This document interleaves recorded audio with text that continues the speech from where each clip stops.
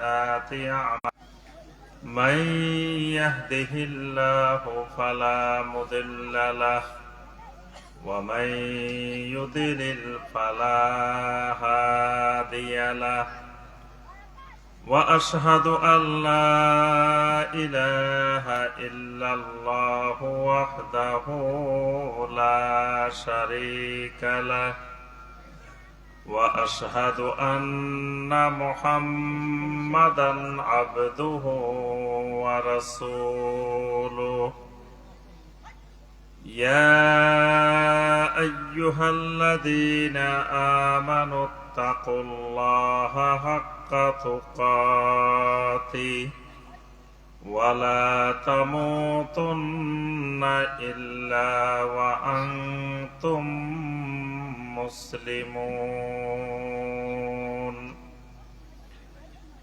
يا أيها الناس اتقوا ربكم الذي خلقكم من نفس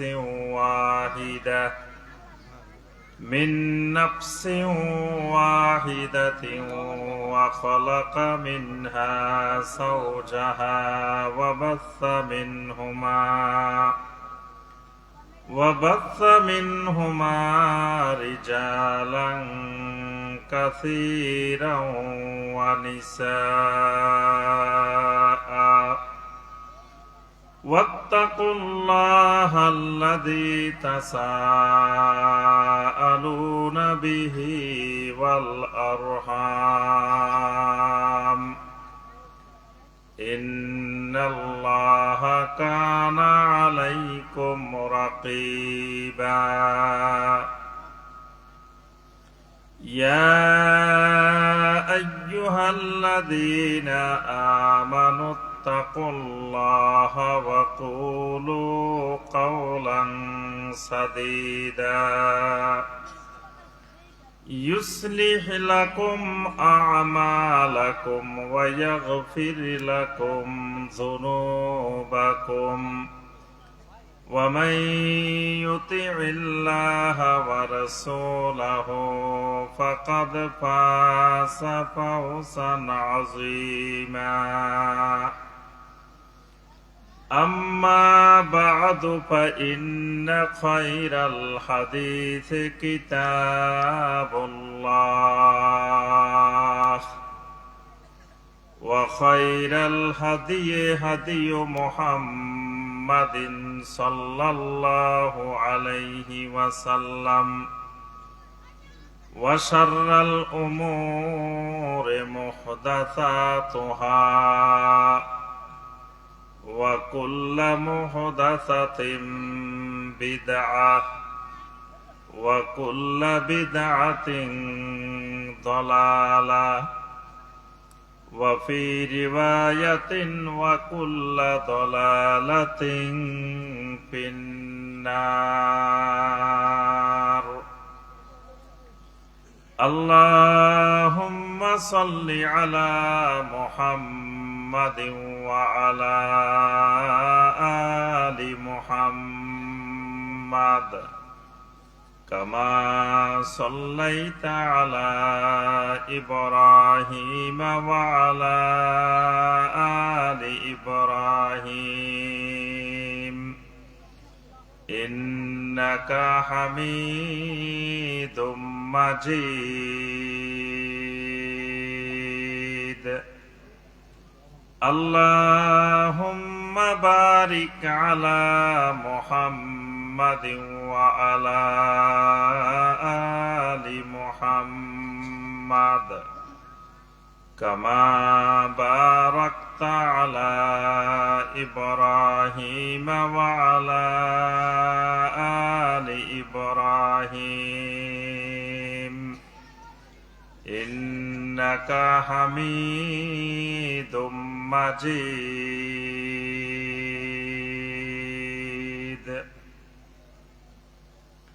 টাঙ্গাইল জেলার সদর উপজেলার অন্তর্গত দৌলটিয়া আদর্শ যুব সমাজ এবং প্রবাসী যুবকদের উদ্যোগে আয়োজিত আজকের এই ফজিলতময় বরকতময় ওয়াজ মাহফিলের সম্মানিত সভাপতি, আমাদের সকলের অত্যন্ত শ্রদ্ধাভাজন উস্তাজুল আসাতিজা শায়েখ মুজিবুর রহমান সালাফি হাফেজাহুল্লাহ, বারাকাল্লাহু তাআলা ফি ইলমিহি ওয়া আমালিহি ওয়া হায়াতিহি। সম্মানিত ওলামায়ে কেরাম, আইম্মায়ে মাসাজিদ, মুরব্বিয়ানে এজাম, আমার অত্যন্ত স্নেহের মহব্বতের যুবক কিশোর শিশু ভাইয়েরা এবং পর্দার আড়ালের আমার সম্মানিতা মা এবং বোনেরা, আল্লাহ রাব্বুল আলামিনের দরবারে কোটি কোটি শুকরিয়া যে মহান রাব্বুল আলামিন আমাদেরকে দীর্ঘ সময় ধরে বিজ্ঞ ওলামায়ে কেরামদের নিকট থেকে কোরআনে কারীম এবং সহিহ হাদিসের আলোকে অনেক গুরুত্বপূর্ণ বয়ান শোনার পরে আজকের মাহফিলের একেবারে শেষ পর্যায়ে এসে কোরআন সুন্নাহ থেকে সংক্ষিপ্তভাবে দুই একটি কথাবার্তা বলার এবং শোনার যে মহান রাব্বুল আলামিন আমাদেরকে তৌফিক দিয়েছেন, সে মহান রাব্বুল আলামিনের শুকর আদায় করি। সকলে বলি আলহামদুলিল্লাহ। সম্মানিত ভাই ও বোনেরা, আলোচনা অনেক হয়েছে, গুরুত্বপূর্ণ আলোচনা আজকে হয়েছে। আমাদের শায়েখ আব্দুল মালেক মাদানী হাফেজাহুল্লাহ, শায়েখ প্রফেসর ডক্টর আহমদুল্লাহ ত্রিশালী হাফেজাহুল্লাহ, আরো ওলামায়ে কেরাম অনেক সুন্দর সুন্দর আলোচনা আপনাদের সামনে উপস্থাপন করেছেন। এই আলোচনাগুলো যদি আমরা আমল করি, এগুলাই আজকের মাহফিলের জন্য যথেষ্ট হবে ইনশাআল্লাহ। এজন্য রাতও অনেক, একটু আগে শাইখ বলে গেছেন যে এত রাত্রিতে আলোচনা করা, মাহফিল করা আসলে ঠিক না। যত তাড়াতাড়ি শেষ করা যায় মাহফিল ততই ভালো। তো একটা জিনিস আজকে লক্ষণীয় যে এত রাত্রে প্রায় 12টা বেজে আসতেছে, কিন্তু আলহামদুলিল্লাহ আপনাদের উপস্থিতি, আপনাদের আগ্রহ, এটা আজকের মাহফিলের একটি বিশেষ দিক। আল্লাহ রাব্বুল আলামিন আপনাদের এই আগ্রহকে আল্লাহ পাক কবুল ও মঞ্জুর করে নিন। আল্লাহ রাব্বুল আলামিন আমাদের সবাইকে সিরাতে মুস্তাকিমের হেদায়েত দান করুন। সম্মানিত ভাই বোনেরা, আমরা বেশিক্ষণ আলোচনা করব না, যেই অল্প সময় আলোচনা করব এর মধ্যে আজকের ক্লাসে আমরা দুইটা বিষয় একটু ইঙ্গিত করার, সামান্য আলোকপাত করার চেষ্টা করব ইনশাআল্লাহ। একটা বিষয় যেটা মাহফিল কর্তৃপক্ষ থেকে আমাকে বলা হয়েছে যে আমিও আগে অন্য লাইনে ছিলাম, অর্থাৎ অন্য আকীদা, অন্য মানহাজের দিকে ছিলাম। আল্লাহ রাব্বুল আলামিন আমাকে পরিবর্তন করে এই বিশুদ্ধ আকীদা মানহাজের দিকে আসার তৌফিক দিয়েছেন। তো এখানে ওই পূর্বে যে তরিকায় ছিলাম সেখানের কিছু ভ্রান্তি, কিছু ত্রুটি, কিছু আকীদাগত যে বিভ্রান্তি, এগুলো সম্পর্কে একটু প্রথমে আমরা আলোকপাত করব।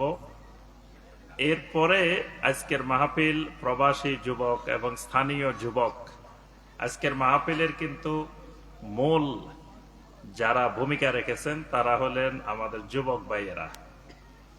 যুবকদের ফজিলত, যুবকদের সম্পর্কে আমাদের শায়েখ আমার আগে অনেক সুন্দর সুন্দর আলোচনা করেছেন। সাহাবায়ে কেরামদের অনেক যুবকের ঘটনা বর্ণনা করেছেন। আমি শুধু শেষে আমার যুবক ভাইদের উদ্দেশ্যে কয়েকটি গুরুত্বপূর্ণ নসিহা পেশ করে ইনশাআল্লাহ আমাদের আলোচনা শেষ করব। আল্লাহ পাক আমাদেরকে তৌফিক দান করুন। প্রথমে আসি, আমাদের সমাজে, আমাদের দেশে একটা সিস্টেম আছে, এটাকে বলা হয় পীর মুরিদি সিস্টেম। এটা দেখছেন না? বাংলাদেশে দেখবেন অনেক পীর সাহেব আছে, বাংলাদেশে যত পীর সাহেব আছে পৃথিবীর আর কোন দেশে এত পীর সাহেব নাই। বাংলাদেশ এত পীরের দেশ, যেটা পৃথিবীর আর কোন দেশে এরকম দেখা যায় না। আমাদের পার্শ্ববর্তী দেশ ভারতেও কিছু আছে, তবে বাংলাদেশের মতো এত বেশি না। আমি ভারতের কয়েকটা প্রদেশে সফর করেছি, গিয়েছি, কিন্তু বাংলাদেশে যেই হারে পীর, এটা ভারতেও এই হারে নাই, পাকিস্তানেও এই হারে নাই, বাংলাদেশে যেই হারে। অর্থাৎ সমগ্র পৃথিবীর মধ্যে, বিশ্বের মধ্যে পীরের দিক থেকে বাংলাদেশ প্রথম স্থান অধিকার করেছে।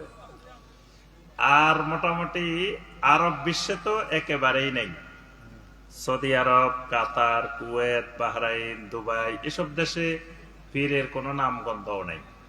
অর্থাৎ ওগুলা সম্পূর্ণরূপে পীর মুক্ত দেশ। আলহামদুলিল্লাহ। তো আমাদের এখানে এত বেশি গজানোর মূল কারণ সেটি হলো আমাদের এই বাংলাদেশের মুসলিম ভাই বোনদের মধ্যে তাওহীদের জ্ঞানের অভাব।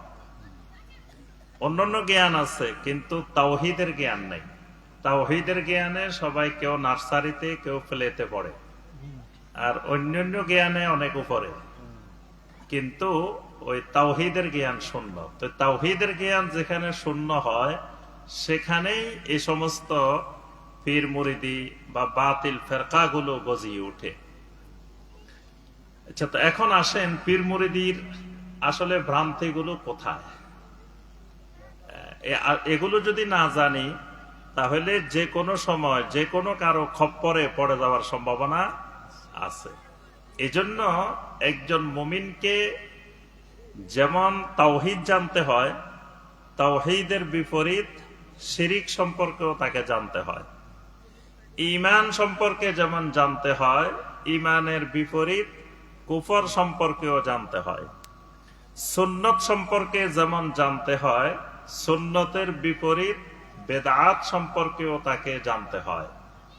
এই বিপরীত জিনিস হালাল সম্পর্কে যেমন জ্ঞান অর্জন করতে হয়, সাথে সাথে হারাম সম্পর্কেও তাকে জ্ঞান অর্জন করতে হয়। কারণ বিপরীত জিনিস জানা না থাকলে যে কোনো সময় ওই ভুলের মধ্যে, ওই ভ্রান্তের মধ্যে ঢুকে যাওয়ার সম্ভাবনা থাকে। এই জন্য নবী সাল্লাল্লাহু আলাইহি ওয়াসাল্লামের একজন প্রখ্যাত সাহাবী ছিলেন হুযায়ফা ইবনুল ইয়ামান রাদিয়াল্লাহু তাআলা আনহু।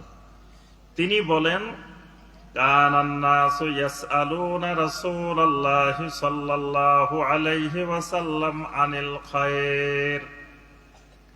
হুযায়ফা ইবনুল ইয়ামান রাদিয়াল্লাহু তাআলা আনহু বলেন, আমি সবসময় লক্ষ্য করে দেখতাম সাহাবায়ে কেরামেরা এসে, লোকেরা এসে নবী সাল্লাল্লাহু আলাইহি ওয়াসাল্লামকে শুধু কল্যাণকর জিনিস সম্পর্কে, ভালো জিনিস সম্পর্কে প্রশ্ন করতেন।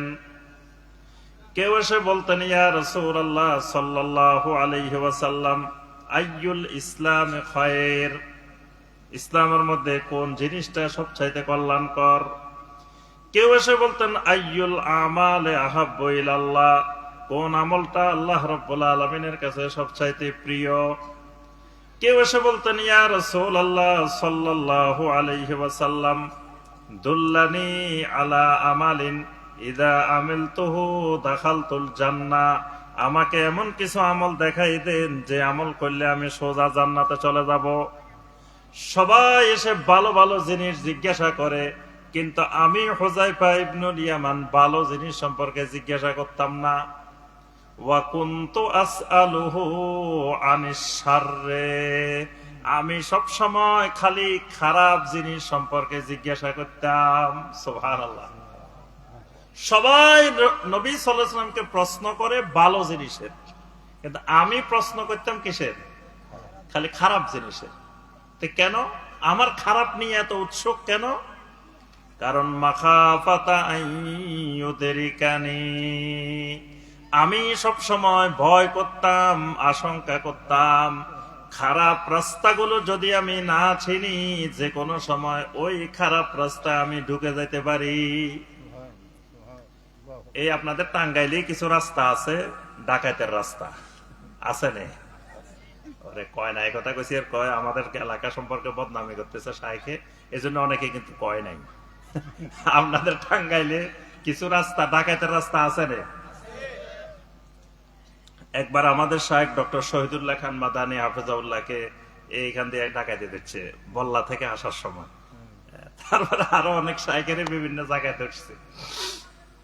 এখন আমরা কি করি, মাহফিলে গেলে যখন রাত বেশি হয়, তো আগে মাহফিলের কমিটিকে, ওই এলাকার ভাইদেরকে জিজ্ঞাসা করি, ভাই রাস্তা কোনটা ভালো কোনটা খারাপ, মানে কোন রাস্তায় ডাকাতের সম্ভাবনা আছে, খারাপ রাস্তা কোনটা, আগে এগুলো জেনে শুনে তারপর আমরা রওনা দিই, যাতে ওই ডাকাতের কবলে, ছিনতাইকারীর কবলে না পড়ি। এখন রাস্তা সম্পর্কে কোনো ধারণা নিলাম না, যে কোনো এক রাস্তা দিয়ে ঢুকে পড়লাম, তাহলে বিপদে পড়ার সম্ভাবনা আছে। এই জন্য ভালো রাস্তা চিনার সাথে সাথে খারাপ রাস্তাগুলো চিনে রাখা জরুরি। এখন আসেন পীর মুরিদির খারাপ দিকগুলা কি। বাহ্যিক ভাবে দেখতে তো সব ভালো ভালো মনে হয়, ভালো মনে হয় না? পীর সাহেবদের চেহারা দেখবেন কি সুন্দর চেহারা, কি চেহারা সুন্দর না? এবং ওরা গর্ব করে, কয় মিয়া ওয়াহাবির গো চেহারা সুন্দর নাই, আরা হুজুরের গো চেহারা একটার সে একটা নুরানি নুরানি চেহারা, এরকম বলে না? তো এই যে চেহারা, চেহারা তো মদিনার মধ্যে সবচাইতে সুন্দর, সুঠাম দেহের অধিকারী, সুন্দর চেহারার অধিকারী যে মানুষটা ছিল, তার নাম ছিল আব্দুল্লাহ বিন উবাই। তার নাম ছিল কি? আব্দুল্লাহ বিন উবাই ছিল সবচাইতে সুঠাম দেহের অধিকারী, সুন্দর চেহারার অধিকারী। এই জন্যই তার মদিনার লোকেরা নেতা বানাইছিল। তাহলে সুন্দর চেহারা তো আব্দুল্লাহ বিন উবাইরও ছিল। তাহলে এটা হকের দলিল নয়, হকের দলিল হলো ভিন্ন। তাহলে বোঝা যায় যে চেহারা দেখে যদি মানুষ হক চিনে, তাহলে তো যে কোনো সময় গুমরাহির মধ্যে নিমজ্জিত হয়ে যেতে পারে। আবার পাগড়ি দেখে, জুব্বা দেখে, তারপরে বাহ্যিক কিছু কর্মকাণ্ড দেখে যদি ঝুঁকে পড়ে, তাহলে খপ্পরে পড়ে যাওয়ার সম্ভাবনা আছে। এই কারণে মূল বিষয়গুলো জানা দরকার। তো মূল বিষয় অনেক, আমরা সারা রাত আলোচনা করলেও শেষ হবে না। আমি মোটা দাগে কয়েকটা গুরুত্বপূর্ণ জিনিস বলবো, যে জিনিসগুলো বড় পরিমাণে ক্ষতিকর, বিশাল পরিমাণে ইমানদারের জন্য ক্ষতিকর। এক নম্বর ক্ষতিকর দিক যেটা পীর মুরিদের ভিতরে, সেটা হলো যখন কোন মুরিদ পীরের কাছে যখন মুরিদ হয়, তখন মুরিদের মধ্যে নতুন নতুন কিছু আকীদা জন্মে, বিশ্বাস জন্মে। যেই আকীদাগুলো শিরকি আকীদা এবং কুফরি আকীদা, মানে মুরিদের ভিতরেও জন্মে, পীরের ভিতরেও জন্মে। যেই আকীদাগুলো, বিশ্বাসগুলো জন্মে, এগুলোর মধ্যে শিরিকও আছে, কুফরও আছে, বেদাতও আছে, এরকম অনেকগুলো আকীদা জন্মে। এক নম্বরে যে আকীদাটা জন্মে সেটি হলো, যতক্ষণ পর্যন্ত না মুরিদ পীরের গোলাম না হবে, ততক্ষণ কামালিয়ত পাবে না। মুরিদকে পীরের কি হইতে হবে? গোলাম। পীর হবে মালিক, মুরিদ হবে গোলাম। তারা বলে যে, তাসাউফের সব বইতে লেখা আছে যে, কোন মাইয়াতান আমা আমার শায়েখ, পীরের সামনে মুরিদ মাইয়াত হয়ে যেতে হবে। মাইয়াত মরা মানুষের মতো।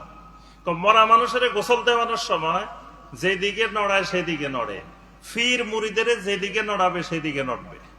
কিন্তু পীর এদিকে নড়াইছে, সেই দিকে যেতে পারবে না। পীর বসে থাকতে কইছে, হে দাঁড়াইতে পারবে না। মানে পীরের সামনে মুরিদকে কি হয়ে যেতে হবে? মাইয়াতের মতো হয়ে যেতে হবে। অর্থাৎ পীর হবে মনিব, আর মুরিদ হবে কি? গোলাম। কিন্তু একজন ইমানদার আল্লাহ ছাড়া কারো গোলাম হতে পারে না। একজন ইমানদার গোলাম হবে, বান্দা হবে, দাস হবে একমাত্র আল্লাহর। এই জন্য একজন ইমানদার যদি নবী সাল্লাল্লাহু আলাইহি সাল্লামের গোলাম হয়, যদি কেউ কয় আমি আল্লাহ রসুলের গোলাম, এটা ঠিক আছে? ওরে অনেকে কথা কয় নাকি, রাগ করছেন? যদি কেউ বলে আমি মুহাম্মদ সাল্লাল্লাহু আলাইহি সাল্লামের গোলাম, এটা ঠিক আছে? দেখবেন বাংলাদেশের অনেক পীরেরা কিন্তু গর্ব করে কয়, আমি আল্লাহ রসুলের গোলাম, আমি মোহাম্মদ সাল্লাল্লাহু আলাইহি ওয়াসাল্লামের গোলাম, এরকম করে কয়। এটাও শিরিক। এটাও কি? মানুষ গোলাম হবে কার? উত্তর সঠিক হয় নাই। এই যে মেধাবী স্টুডেন্ট আছে। তাহলে মানুষ গোলাম হবে কার? একমাত্র আল্লাহর। খালি আল্লাহর না, একমাত্র আল্লাহর। গোলাম হবে কার? একমাত্র আল্লাহর।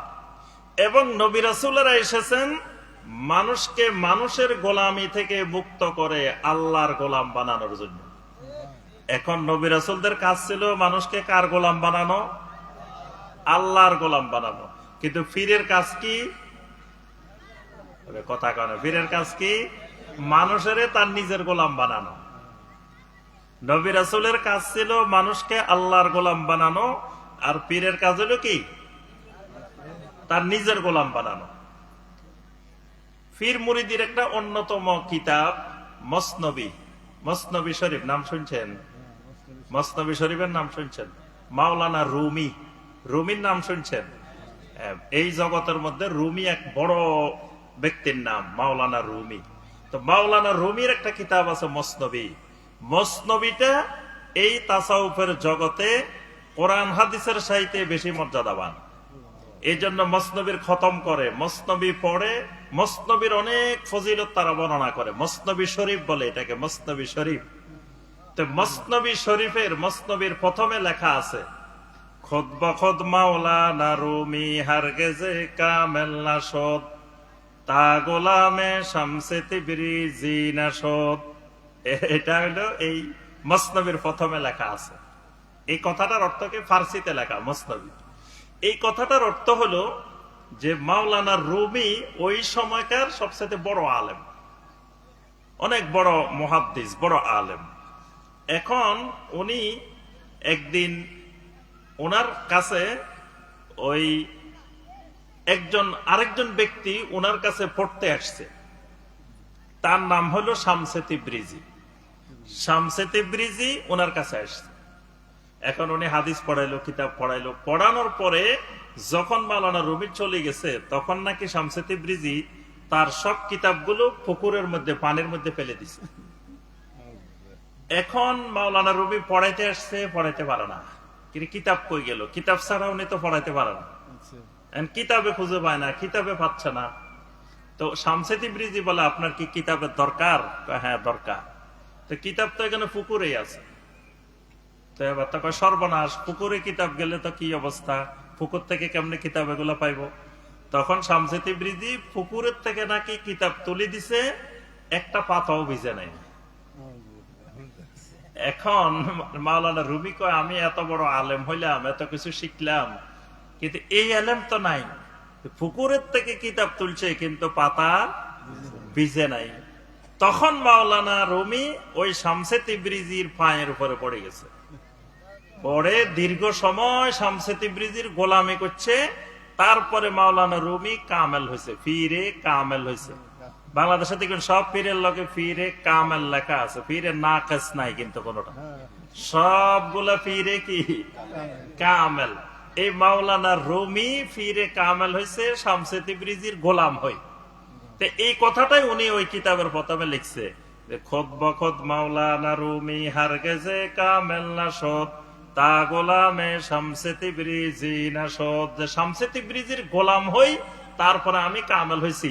এই জন্য তোমরা কেউ কামেল হইতে গেলে আগে ওই পীরের গোলাম হওয়া লাগবে। সুবহানাল্লাহ না নাউজুবিল্লাহ? তাহলে বোঝা গেল এক নম্বর ভ্রান্তি, যে মানুষকে মানুষের গোলাম বানানো, এটা হলো পীর মুরিদির মৌলিক কাজ। কিন্তু নবী রাসূলদের, আম্বিয়া আলাইহিমুস সালামের মৌলিক কাজ ছিল মানুষকে কার গোলাম বানানো? একমাত্র আল্লাহর গোলাম বানানো। 2 নম্বরে, মুরিদেরা বিশ্বাস করে আমি কবরে যাওয়ার আগে, মুনকার নাকির আসার আগে আমার মুর্শিদ কেবলা কবরে হাজির হইয়া যাইবে। নাউজুবিল্লাহ জোরে কয় না? কবরে মুনকার নাকির আসার আগে পীর সাহেব হাজির হয়ে যাবে। কি এটা? কি বিশ্বাস? শিরকি বিশ্বাস, কুফরি বিশ্বাস।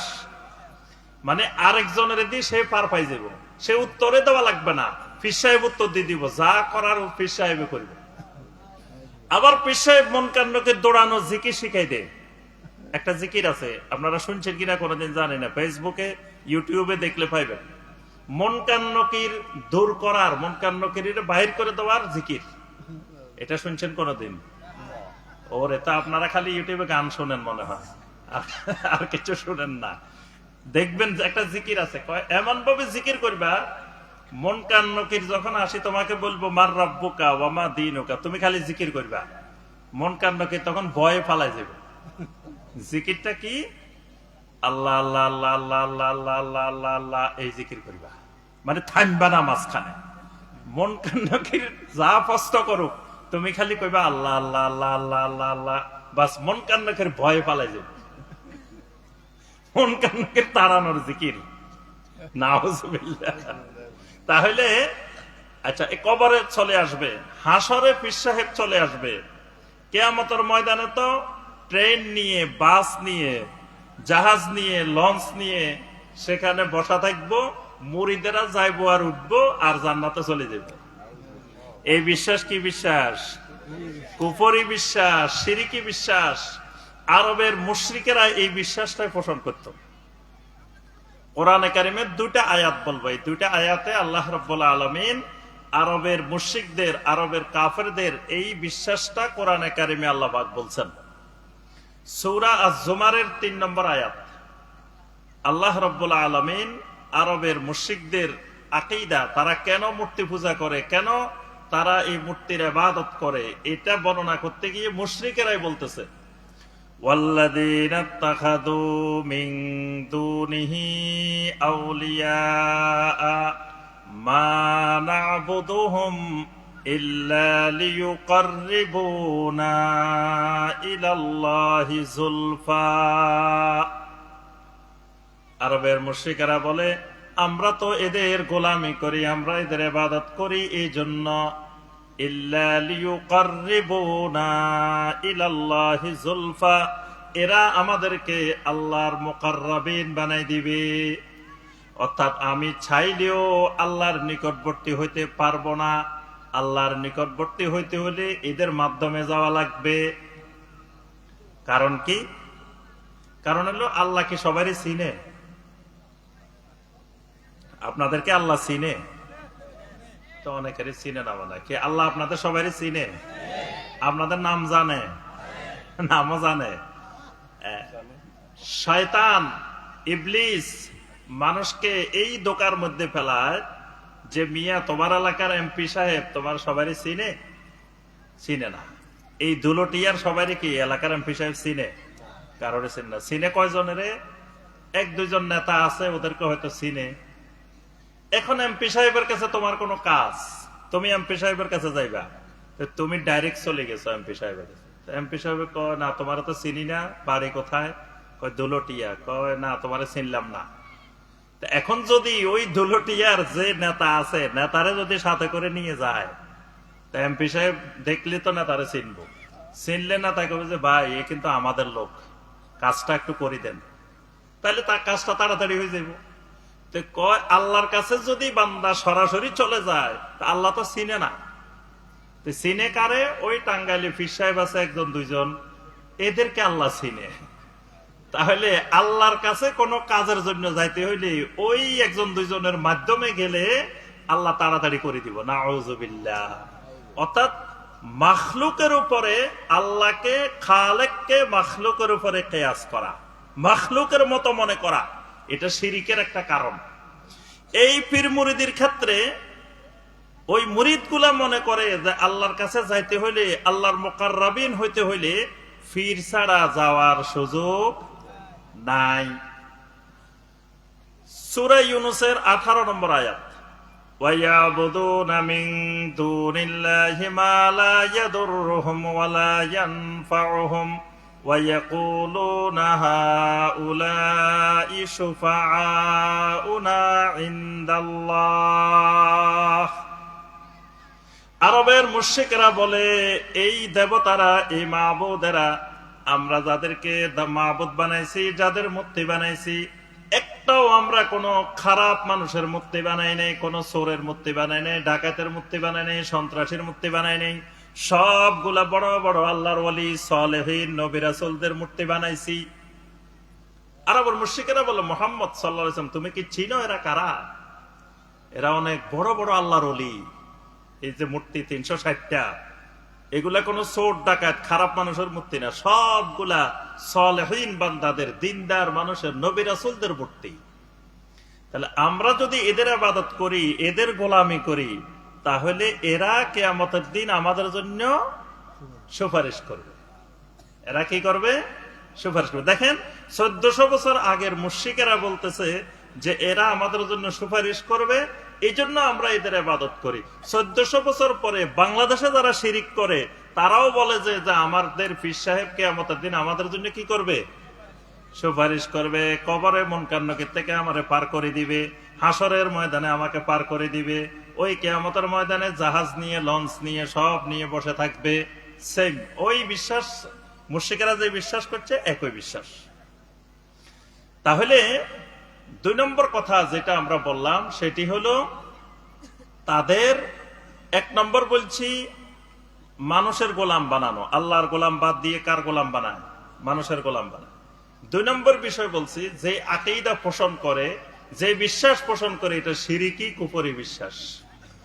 3 নম্বরে আল্লাহ রাব্বুল আলামিনের ব্যাপারে এমন এমন ভ্রান্ত ধারণা, ভ্রান্ত আকীদা পোষণ করে যেগুলা শিরক এবং কুফর। যেমন এই পীর মুরিদির মধ্যে ওয়াহদাতুল উজুদের বিশ্বাস পোষণ করে, হুলুলের বিশ্বাস পোষণ করে। ওয়াহদাতুল উজুদ আর হুলুল, এই দুটার নাম শুনছেন? শুনেন নাই কোনোদিন? ওয়াহদাতুল উজুদ মানে সর্বেশ্বরবাদ, বাংলায় বলে সর্বেশ্বরবাদ, মানে সবকিছু ঈশ্বর, সবকিছু আল্লাহ, মানে যত জমিনে যা দেখেন সবগুলো আল্লাহ। আর হুলুল মানে একটার ভিতরে একটা হালাল হয়ে যাওয়া, একটার ভিতরে একটা ঢুকে যাওয়া। এটা 2টা জিনিস। সংক্ষেপে বললে একবারে সহজে বুঝবেন। চা জাল দিনে আমরা চা খাই না? চা পাতা আর পানি, একটা জাল দিচ্ছেন চা পাতা দিয়ে পানির মধ্যে, চা পাতা দেওয়ার পরে কালার পাল্টে গেছে, পানির কালার পাল্টে গেছে, কিন্তু চা পাতা পুরোপুরি বিলীন হয় নাই, পাতা কিন্তু আছে। আছাড়া পাতা কিন্তু একেবারে মিশে যায় নাই পানির সাথে, পাতা আছে। এটা হলো ওয়াহদাতুল উজুদ। আরেকটা হলো চিনি আর পানি। পানির মধ্যে যখন চিনি দিচ্ছেন না, চিনি আর খুঁজে পাওয়া যাচ্ছে না, চিনি পানির সাথে মিশে গেছে, চিনি আর নাই, পুরাটা কিসের মধ্যে? পানির মধ্যে মিশে গেছে। এটা হলো হুলুল, এটা হলো হুলুল। আর ওটা হলো ওয়াহদাতুল উজুদ। ওয়াহদাতুল উজুদ হলো পুরা মিশে না, কিছু জিনিস থাকি যায়। আর হুলুল হলো একেবারে মিশার পরে আর খুঁজে পাওয়া যায় না। এই জন্য দেখবেন মনসুর হাল্লাজের ওয়াজ আমাদের দেশে বেশি বেশি হয় না? দেখবেন ফিরেরা সবাই মনসুর হাল্লাজের ওয়াজ করে। তো মনসুর হাল্লাজের মধ্যে, মনসুর হাল্লাজের ভিতরে আল্লাহ ঢুকে গেছে, আল্লাহ নাকি মনসুর হাল্লাজের মধ্যে ঢুকে গেছে, নাউযুবিল্লাহ। এবং মনসুর একদিন দেখে যে মনসুর হাল্লাজও নাই, জেলখানাও নাই। আরেকদিন দেখে যে মনসুর হাল্লাজ আছে কিন্তু জেলখানা নাই। আবার আরেকদিন দেখে যে জেলখানাও নাই, মনসুর হাল্লাজও নাই। জিজ্ঞেস করা হলো কই গেছ? আমি আমার আল্লাহর বাড়িতে চলে গেছি। মানে কখনো মনসুর হাল্লাজ আল্লাহর মধ্যে মিশে যায়, কখনো আল্লাহ মনসুর হাল্লাজের মধ্যে মিশে যায়, নাউযুবিল্লাহ। তাহলে এই যে বিশ্বাসটা আল্লাহ এবং মাখলুক এক হয়ে যাওয়া, দেখবেন আমাদের দেশে একটা গোষ্ঠী আছে বাউল, আপনাদের এদিকে মনে হয় নাই, নাম শুনছেন বাউল? এটা একটা কুফরি মতবাদ। এই মতবাদে যারা বিশ্বাস করবে ঈমান হারা হয়ে যাবে, কাফের হয়ে যাবে। কারণ এটা হিন্দুও না, মুসলিমও না, নতুন একটা মতবাদ। এটার অনেকগুলো কুফরি এটার তত্ত্ব আছে, গরু তত্ত্ব আছে, মনের মানুষের তত্ত্ব আছে, তারপরে আপনার দেহবাদের তত্ত্ব আছে, অনেকগুলো জিনিস আছে। ওদের গানের মধ্যে কথাগুলো বারবার আছে, দেখবেন মনের মানুষ, তাদের গানের মধ্যে বারবার আসে মনের মানুষ। মনের মানুষ তাদের একটা তত্ত্ব, দেহবাদ তাদের একটা তত্ত্ব, গুরুবাদ তাদের একটা তত্ত্ব। তারপরে তারা ইসলাম মানে না, ইসলামের বিধিবিধান মানে না, মোল্লা দেখতে পারে না। তারা কয় আরজামোনা মোল্লার কাছে শপথ করেছে, গান গায় ওরা। আর তারা মোল্লার কাছে যাবে না, ইসলামের কাছে যাবে না। আচ্ছা, যাই হোক, এই যে বাউলটা আসছে কোথা থেকে? ইলিয়াস আলাইহিস সালাম নামে আল্লাহর একজন নবী ছিলেন। ওয়া ইন্না ইলিয়াস লামিনাল মুরসালিন ইয ক্বালা লিকাওমিহি আলা তাত্তাকুন আতাদউনা বা'লাও ওয়া তাদারুনা আহসানাল খালিকিন। সূরা সাফফাত 125 নম্বর আয়াত। ইলিয়াস আলাইহিস সালাম তার জাতিকে বলতেছেন, আতাদউনা বা'লান, ও আমার কওম, তোমরা কি বাল দেবতার পূজা করবা, বাল দেবতার অনুসরণ করবা? তাদের একটা বড় দেবতার নাম ছিল বাল। এটা কোরআনে আল্লাহ বলে দিয়েছেন, আতাদউনা বা'লান ওয়া তাযারুনা আহসানাল খালিকিন। আমার আল্লাহকে বাদ দিয়ে, আহসানুল খালিকিনকে বাদ দিয়ে তোমরা কি বালকে ডাকবা? ওই বাল দেবতার অনুসারীরাই পরবর্তীতে নাম পরিবর্তন হয়ে বাল থেকে বাউল হয়েছে। কি বুঝে আসছে? এখন আমরা যে পয়েন্টটা বলতেছিলাম, এই মতবাদগুলো এরা বিশ্বাস করে আহমদ আর আহাদ এক জিনিস। আহমদ আর আহাদ এক জিনিস, মানে আল্লাহ আর মুহাম্মদ সাল্লাল্লাহু আলাইহি সাল্লাম এক জিনিস। আল্লাহ মাখলুকের রূপ ধরে প্রকাশ পায়, এজন্য তারা বলে কালবুল মুমিনে আরশুল্লাহ। জাল হাদিস বানাইছে যে মুমিনের কালব আল্লাহর আরশ। তাহলে এই যে মতবাদটা আল্লাহর ব্যাপারে ওয়াহদাতুল উজুদ, এগুলো আমরা বিস্তারিত আলোচনা করার সময় নেই, রাইতে অনেক হয়ে গেছে। মূল কয়েকটা পয়েন্ট বলি। এই ওয়াহদাতুল উজুদ, হুলুল, এগুলো কুফরি মতবাদ, শিরকি মতবাদ। এগুলো আমাদের দেশে যারা পীর মুরিদি করে, এরা কি করে? বিশ্বাস করে। নবী সাল্লাল্লাহু আলাইহি ওয়াসাল্লামের ব্যাপারে শিরকি কুফরি আকীদা পোষণ করে। যেমন নবী সাল্লাল্লাহু আলাইহি ওয়াসাল্লামকে নূরের তৈরি বিশ্বাস করে, নবী সাল্লাল্লাহু আলাইহি ওয়াসাল্লামকে সব জায়গায় হাজির নাজির বিশ্বাস করে, নবী সাল্লাল্লাহু আলাইহি ওয়াসাল্লামকে আলেমুল গায়েব বিশ্বাস করে। এজন্য দেখবেন তারা বলে যে আমাদের পীর সাহেবের জানাজায় আল্লাহ রাসূল আসছিলেন।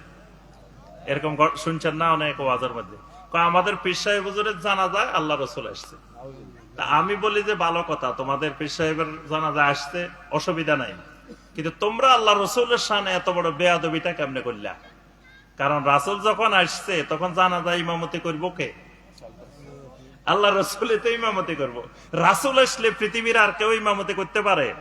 কিন্তু রাসূল আসছে, তারা রাসূলকে ইমামতি করতে দেয় নাই, তারা ইমামতি করছে। তাহলে রাসূলের অপমান করছে না? কারণ রাসূলকে তারা দেখছে, রাসূল আসছে, কিন্তু রাসূলকে ইমামতি করতে দেয় নাই। যেখানে আল্লাহ রাসূল সাল্লাল্লাহু আলাইহি সাল্লাম আসার পরে আবু বকর রাদিয়াল্লাহু তাআলা আনহু পর্যন্ত ইমামতি ছেড়ে পিছনে চলে আসছে, সেখানে বাংলাদেশে আল্লাহ রাসূল আসছে, কিন্তু তাও ইমামতি করতে দেয় না। তাহলে বাংলাদেশেই তো আল্লাহ রাসূলকে সবচেয়ে বেশি অপমান করা হয়েছে। কি বলেন? রাসূলের অপমান হয়েছে না? এই জন্য এই যে রাসূল বাংলাদেশে আসেন, তারপরে তারা দেখেন এই আকীদা তারা পোষণ করে যে নবী সাল্লাল্লাহু আলাইহি ওয়াসাল্লাম সব জায়গায় হাজির নাজির, সব জায়গায় রাসূল ঘোরাফেরা করেন। এই বিশ্বাসগুলো শিরকি কুফরি বিশ্বাস। এরপরে তাদের একটা ফর্মুলা হলো আল খালওয়া। আল খালওয়া, খালওয়া মানে হলো বর্তমানে কোয়ান্টাম মেথড আছে না, নাম শুনছেন? চিনেন কোয়ান্টাম মেথড? কোয়ান্টাম মেথড আরেক কুফরি ফিতনা, কোয়ান্টাম মেথড আরেক কুফরি মতবাদ। এই মেথডেরও সিস্টেম হলো খালওয়া। খালওয়া মানে ধ্যান করা, মেডিটেশন করা। মেডিটেশন চিনেন? ধ্যান চিনেন? এটা বিজাতিদের, মুশরিকদের, এটা হিন্দুদের, বৌদ্ধদের একটা উপাসনা, এরকম ধ্যান করা। এটা ইসলামের কোনো উপাসনা না, ইসলামের কোনো ইবাদত না। নবী সাল্লাল্লাহু আলাইহি ওয়াসাল্লাম নবুয়তের পর থেকে শুরু করে ওফাত পর্যন্ত কোনদিন আল্লাহ রাসূল সাল্লাল্লাহু আলাইহি ওয়াসাল্লাম ধ্যান করেন নাই। এবং নবুয়তের আগেও হেরা গুহাতে গিয়ে নবী সাল্লাল্লাহু আলাইহি ওয়াসাল্লাম ধ্যান করেন নাই। সহিহ আল বুখারীর হাদিস, ওয়ায়াতাহান্নাতু ফীহি, ওয়ায়াতাহান্নাতু ফীহি মানে ওয়ায়াতাআব্বাদু ফীহি তাআব্বুদান। সেখানে নবী সাল্লাল্লাহু আলাইহি ওয়াসাল্লাম ইবাদত করতেন, সেখানে নবী সাল্লাল্লাহু আলাইহি ওয়াসাল্লাম বসে বসে ধ্যান করতেন না। কিন্তু এটাকে তারা বানাইছে ধ্যান। এই যে ধ্যান, এটা একটা বিজাতীয় মতবাদ, এটা ইসলামের কোন মতবাদ নয়। এরপরে হলো কাশফ। কাশফ বুঝেন? কাশফের আবার বিশাল জগৎ, কাশফের উপরে বিশাল বিশাল বই আছে।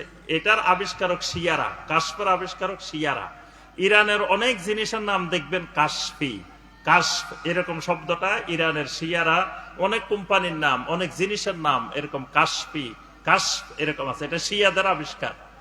কাশফ হলো মানুষের বডির মধ্যে তারা 10টা লতিফা আবিষ্কার করছে। কয়টা?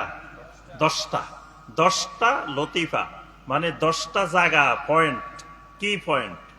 এখানে হইল কাল্ব, এই জায়গায় হইল কি কাল্ব, এই জায়গায় হইল, এটা তাদের বিশ্বাস মতে। এখানে হইল রুহ, এখানে হইল খফি, এখানে হইল সের, এখানে হইল আকফা। কয়টা হয়েছে? হ্যাঁ, কয়টা? তো 5টা হয়েছে না? এর পরেরটা হইলো 4টা জিনিস, আব, আতেশ, খাক, বাদ, মানে মানুষকে আল্লাহ পাক আগুন, পানি, বাতাস আর কি মাটি, 4 জিনিস দিয়ে বানাইছে না? এই 4টা কয়টা হয়েছে? আরে 5-এ আছে, আরে কয়টা? 9টা। আরেকটা হইলো নফস, মানে মাথা থেকে শুরু করে পা পর্যন্ত, এটা হইলো খাসা।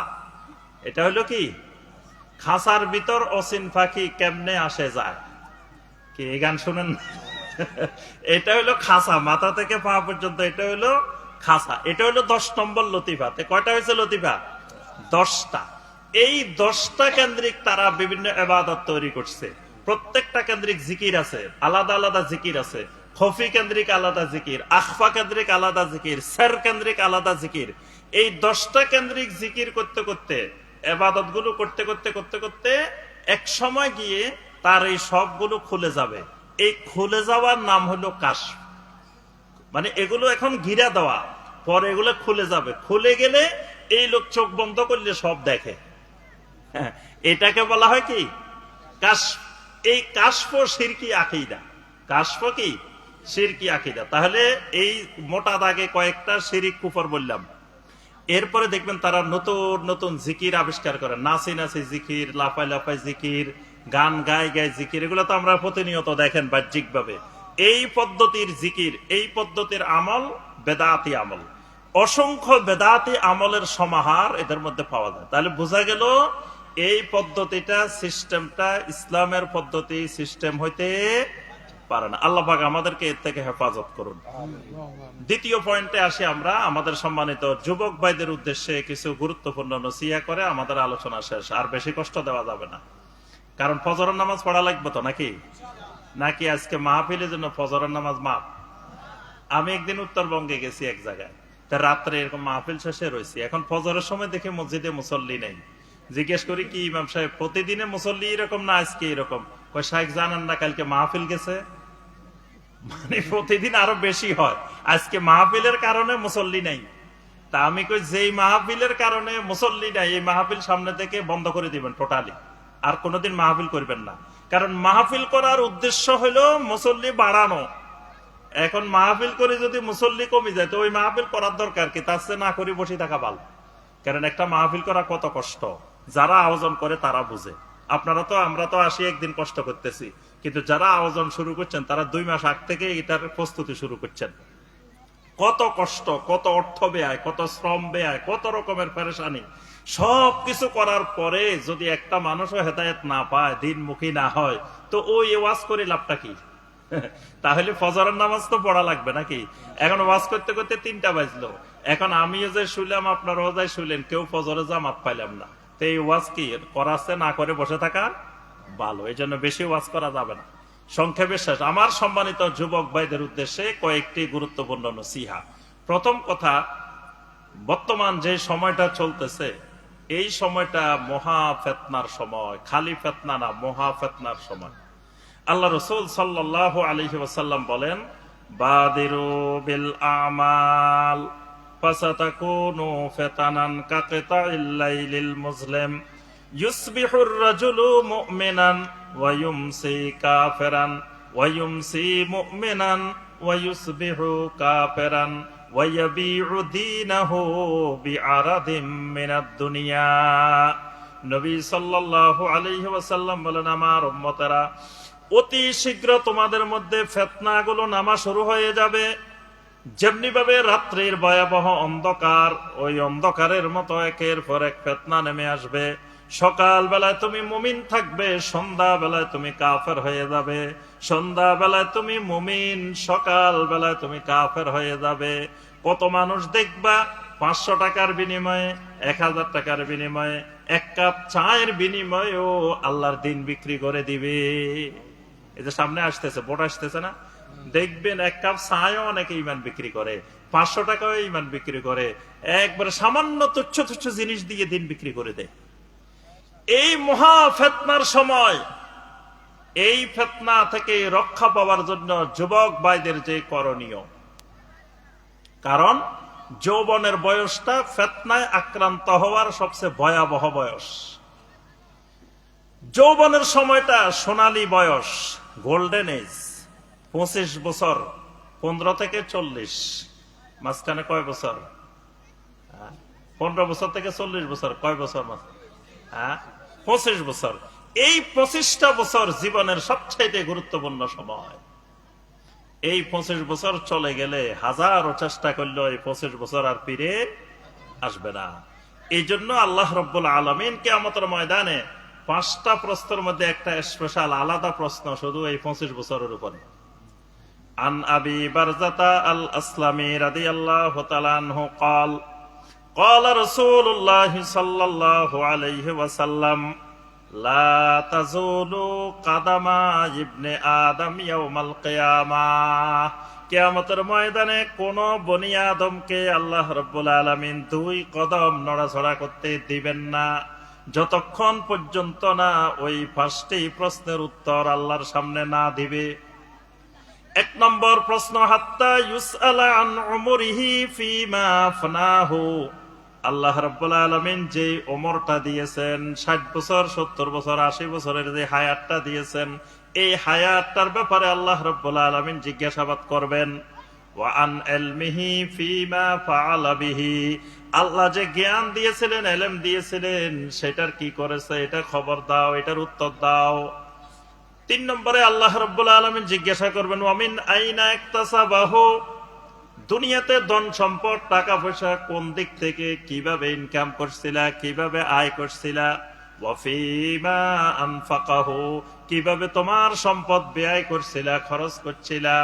5 নম্বর যে প্রশ্নটা, ওয়া আন শাবাবিহি ফিমা আবলাহু। আল্লাহ রাব্বুল আলামিন জিজ্ঞাসা করবেন, বান্দারে তোমারে আমি একটা যৌবন কাল দিয়েছিলাম, শাবাব দিয়েছিলাম, ওই যৌবন কালটা তুমি কিভাবে অতিবাহিত করেছিলে, আমি আল্লাহর কাছে হিসাব দিয়ে যাও। আলাদা করে প্রথমটা একটা পুরা ওমরের উপরে, পুরা বয়সের উপরে, আরেকটা আলাদা প্রশ্ন শুধু শাবাব, শুধু যৌবন কালের ব্যাপারে। কারণ কি, যৌবন কালের ইবাদতে আল্লাহ রাব্বুল আলামিন খুশি হন। যৌবন কালের তাওবা করার, আম্বিয়া আলাইহিমুস সালামের তাওবা করার খাসিয়ত। বৃদ্ধকালে তওবা করা বাঘের খাসিয়াত। বৃদ্ধকালে তওবা করা বাঘের বৈশিষ্ট্য। বাঘ চিনেন? বাঘ যৌবনকালে সবকিছু করি, বৃদ্ধকালে তওবা করি ফেলায়। মানে যখন তার শরীরে আর শক্তি নাই, তখন তো গুনাই করতে পারে না, হে আর শিকারে করতে পারে না, খাইতেই পারে না, তে হে শুই রয়েছে। এর সামনে দিয়ে মানুষ যায়, কিরে বাঘ তুই নড়াচড়া করস না, কয় এখন তওবা করি ফেলছি। আসলে তওবা করে নাই, এর তো শক্তি নেই এখন খাওয়ার আক্রমণ করার। তো বৃদ্ধকালে তওবা করার অবস্থাটা হলো এইরকম। যৌবনকালে যে তওবা, এই তওবাকে আল্লাহ রাব্বুল আলামিন পছন্দ করেন, আল্লাহ এই তওবা কবুল করেন। এই জন্য যৌবনকালটা সবচাইতে গুরুত্বপূর্ণ সময়। কিন্তু যেমন গুরুত্বপূর্ণ আল্লাহর মুকাররাবিন হওয়ার যেমন গুরুত্বপূর্ণ সময়, আবার ফিতনায় আক্রান্ত হওয়ারও সবচাইতে গুরুত্বপূর্ণ সময়। শিশুকালের চাইতে, বৃদ্ধকালের চাইতে এই যৌবনকালে ফিতনায় আক্রান্ত হয় বেশি। এই জন্য যৌবনকালের ফিতনাগুলো সম্পর্কে যুবকদেরকে খুবই সতর্ক থাকতে হয়। এখন আসেন যৌবনকালের ফিতনাগুলো কি কি। যৌবনকালের 1 নম্বর ফিতনা শুরু হয় খেলাধুলার প্রতি আকর্ষণ। খেলাধুলার প্রতি আকর্ষণ তৈরি হয় যৌবনকালে বেশি। দেখুন, বুড়ারাও খেলে না, শিশুরাও বেশি খেলে না, বেশি খেলে কারা? যুবকেরা। যুবকদের খেলাধুলার প্রতি আকর্ষণ সৃষ্টি হয়, কারণ দুনিয়ার প্রথম পরিচয়টাই হলো খেলাধুলা। সূরা আল হাদীদের 20 নম্বর আয়াত, এলামু আন্নামাল হায়াতুদ দুনিয়া লাইবুন। আল্লাহ বলেন জেনে রাখো দুনিয়ার হায়াতটা হলো খেলাধুলা, লাইবুন। তো আল্লাহ পাক প্রথম খেলাধুলা বলছেন কেন? কারণ পৃথিবীতে মানুষ প্রথম খেলাধুলার সাথে পরিচয় হয়। শিশুরা প্রথম খেলনা দিয়ে পৃথিবীকে চিনে, পৃথিবী খেলাধুলার সাথে পরিচিত হয়। এটা বাড়তে বাড়তে যৌবনকালে সবচাইতে বেশি খেলাধুলার প্রতি আকৃষ্ট হয়, খেলাধুলার প্রতি একবারে নেশাগ্রস্তর মতো হয়ে যায়। এখন যেই যুবক এই খেলাধুলার ফিতনায় আক্রান্ত হয়ে গেছে, এই যুবকের ইবাদত নষ্ট হয়, আমল নষ্ট হয়। জীবনের এই মহামূল্যবান সময়টা সেই শুধু খেলা দেখার পিছনে ব্যয় করে, খেলার পিছনে ব্যয় করে। প্রতিদিন খবর রাখে কোন দেশের খেলা শুরু হয়েছে, কোন দেশের খেলা হইতেছে, কোন দেশের কি হইতেছে, এগুলো ছাড়া তার কাছে আর কোনো খবর নেই। ঘন্টার পর ঘন্টা, রাতকে রাত খেলার পিছনে কাটাই দিচ্ছে। এটা যুবকের জন্য ভয়াবহ এক ফিতনা, এবং এই ফিতনার পিছনে শয়তানের ইন্ধন থাকে, শয়তানের ফতোয়া থাকে। এই ফিতনায় যেই যুবক আক্রান্ত হয়ে গেছে, সেই যুবক তার জীবনের মূল্যবান সময়গুলো আল্লাহর জিকিরবিহীন, সালাতবিহীন, দ্বীনবিহীন, আমলবিহীন, ইবাদতবিহীন অতিবাহিত করে দিবে। কারণ খেলা তার কাছে মুখ্য বিষয় হয়ে গেছে। এই জন্য এই ফিতনার ব্যাপারে খুবই সতর্ক থাকতে হবে যুবকদেরকে। 2 নম্বর ফিতনা, যৌবন বয়সের ভয়াবহ ফিতনা হলো বিজাতীয় কৃষ্টি কালচারের প্রতি আকর্ষণ। অমুসলিমের, মুশরিকের, বিজাতিদের কৃষ্টি কালচারে যুবকেরা আকর্ষিত হয় বেশি। বিজাতীয় কৃষ্টি কালচার কি রকম? দেখবেন যুবক বয়সে হাফ প্যান্ট পরে পরে ঘুরে। যুবক কি করে? হাফ প্যান্ট পরে ঘুরে, দেখছেন নি আপনারা? তা হাফ প্যান্ট পরা কি মুসলমানের সংস্কৃতি না কাফেরের সংস্কৃতি? এটা কাফের মুশরিকের সংস্কৃতি। কিন্তু মুসলিম যুবক হাফ প্যান্ট পরে হাঁটে, কোনো লজ্জা লাগে না, শরম লাগে না, হাফ প্যান্ট পরে হাঁটতেছে। আবার দেখা যায় এমন প্যান্ট পরছে মাঝখানে মাঝখানে সিডা প্যান্ট, দেখছেন নে?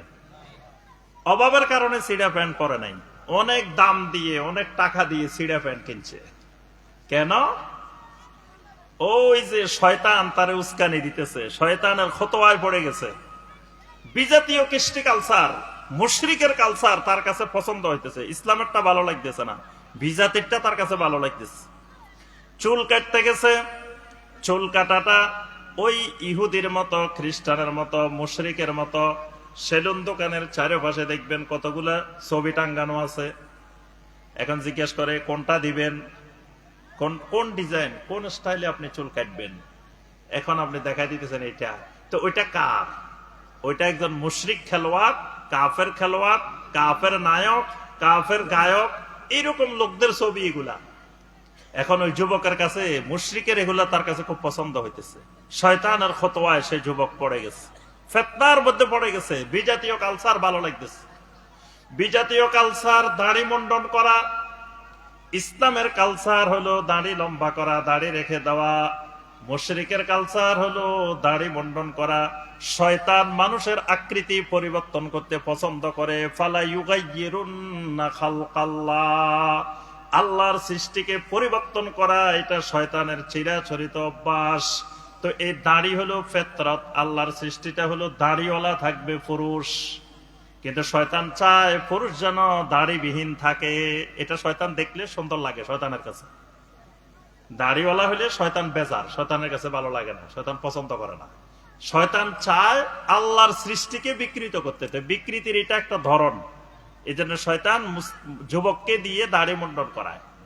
এই জন্য দাড়ি মুন্ডন করলে শয়তান খুব খুশি হয়, কারণ সে ফালা ইউগাইয়িরুন্না খালকাল্লাহ, আল্লাহর সৃষ্টিতে পরিবর্তন আনছে। বিজাতীয় কৃষ্টি কালচার, যুবক বয়সে দেখবেন বার্থডে পালন করতে খুব ভালো লাগে, জন্মদিন পালন করতে ভালো লাগে, ম্যারেজ ডে পালন করতে ভালো লাগে, তারপরে 31st নাইট পালন করতে খুব ভালো লাগে, খুব মজা লাগে। এই যে 31শে ডিসেম্বর আসতেছে, 31st নাইট, এটা ইসলামের সংস্কৃতি না, বিজাতীয় সংস্কৃতি, কাফের সংস্কৃতি। তারপরে আপনার 14 ফেব্রুয়ারি আসলে বেহায়াপনার দিবস, আরো বিভিন্ন দিবস পালন করতে যুবকদের কাছে ভালো লাগে। অর্থাৎ এটা এই যুবক বয়সের একটা ভয়াবহ ফিতনা। বিজাতীয় কৃষ্টি কালচারের প্রতি আকর্ষিত হওয়া। 3 নম্বর ভয়াবহ যৌবন বয়সের ফিতনা, গান বাজনার প্রতি আকৃষ্ট হওয়া। যেই গান বাজনা হলো শয়তানের বড় ধরনের আওয়াজ। কোরআনে কারিমে আল্লাহ রাব্বুল আলামিন গান বাজনাকে সাউতুশ শয়তান, শয়তানের আওয়াজ বলছেন। হাদিসের মধ্যে নবী সাল্লাল্লাহু আলাইহি ওয়াসাল্লাম এটাকে মাযামিরুশ শয়তান বলছেন। বাদ্যযন্ত্র হলো শয়তানের বাদ্যযন্ত্র। কিন্তু যৌবন বয়সে গান বাজনার প্রতি যুবকেরা আকৃষ্ট হয়ে যায়, এটা একটা ভয়াবহ ফিতনা। যেই কানের মধ্যে গান বাজনা ঢুকে ওই কানে কোরআনে কারিম ঢুকে না, কারণ কোরআনে কারিমের বিপরীতে গান বাজনার উৎপত্তি। একই সাথে গান বাজনাও কানে ঢুকবে, কোরআনে কারিমের আওয়াজও ঢুকবে, দুইটা একসাথে ঢুকে না। কারণ গান বাজনার আওয়াজের সাথে শয়তান থাকে, কোরআনে কারিমের আওয়াজের সাথে শয়তান দূরীভূত হয়ে যায়। এই জন্য এই যৌবন বয়সে একটা ভয়াবহ ফিতনা, গান শুনতে ভালো লাগে। এই গান শুনতে যদি কারো কাছে ভালো লাগে, বুঝতে হবে আমাকে শয়তান গ্রাস করে ফেলছে, আমি শয়তানের ধোকায় পড়ে গেছি, ফিতনায় পড়ে গেছি। এই আল গানা ওয়াল মাযামির আমরা বিস্তারিত আলোচনার সুযোগ নেই, কিন্তু পয়েন্টগুলো মনে রাখবেন। যৌবনকালে এই জিনিসগুলো থেকে 100 গজ, কমপক্ষে 100 গজ দূরে থাকতে হবে। পারলে আরো দূরে, 1000 গজ দূরে, কিন্তু কমপক্ষে 100 গজ দূরে থাকা ফরজ। কয়টা বলছি? ওরে বলে গেছে জি, 3টা বলছি। 1 নম্বরে বলছি যৌবন বয়সের ফিতনা কি? জি, খেলাধুলা, খেলাধুলায় আকৃষ্ট হয়ে যাওয়া। 2 নম্বরে বলছি বিজাতীয় সংস্কৃতি, বিজাতীয় কৃষ্টি কালচার। 3 নম্বরে বলছি গান বাজনা। 4 নম্বরে হলো মাদক। 4 নম্বর হলো মাদক। যৌবন বয়সেই মাদকের প্রতি আকৃষ্ট বেড়ে যায়, কারণ মাদক হলো উম্মুল খাবাইস। যত রকমের খাবাসত আছে সবগুলোর মূল। মাদক আসলে এর সাথে আরো 10-12টা আসবে একসাথে। এই জন্য মাদককে আল্লাহ রাব্বুল আলামিন শয়তানের কাজ বলছেন। ইয়া আইয়ুহাল্লাযীনা আমানু ইন্নামাল খামরু ওয়াল মাইসিরু ওয়াল আমসাবু ওয়াল আসলামু রিজসুন মিন আমালিশ শায়তান। এটা আমালিশ শায়তান, শয়তানের কাজ। মাদকের সাথে সংযুক্ত হওয়া এটা মানুষের কাজ না, এটা শয়তানের কাজ। তাহলে যৌবন বয়সের ভয়াবহ ফিতনা মাদকাসক্ত হওয়া, মাদকের প্রতি আকৃষ্ট হওয়া। কারণ মাদক যেখানে আসে সেখানে জেনা ব্যভিচার যুক্ত হয়। মাদক আসলে চুরি, ডাকাতি, রাহাজানি, ছিনতাই এগুলো যুক্ত হয়। মাদক আসলে সেখানে বিভিন্ন ধরনের অপরাধমূলক কার্যক্রম যুক্ত হয়। এই কারণে শয়তান, এটা শয়তানের কাজ। এই ফিতনায় যুবকদেরকে শয়তান বেশি বেশি উদ্বুদ্ধ করে। 5 নম্বরে যেটা করে শয়তান, সেটি হলো ধূমপানের প্রতি আকৃষ্ট করে। কিসের প্রতি? ধূমপান। ধূমপানও একটা যৌবনকালের ফিতনা। ধূমপানের প্রতি আকৃষ্ট করে কেন জানেন? কারণ এটা, এই ধূমপানটা এটা খাবাইস খাবার। কি খাবার? কথা কয় না, কি খাবার? বাথরুমে ঢোকার সময় কি দোয়া পড়েন? আপনাদের এদিকে বাথরুমে ঢোকার দোয়া কোনটা দেখি, বলেন দেখি। আল্লাহুম্মা ইন্নী আউযু বিকা মিনাল খুবুসি ওয়াল খাবায়েস। তাহলে বাথরুমের ভিতরে কি থাকে? খুবুস থাকে, খাবায়েস থাকে।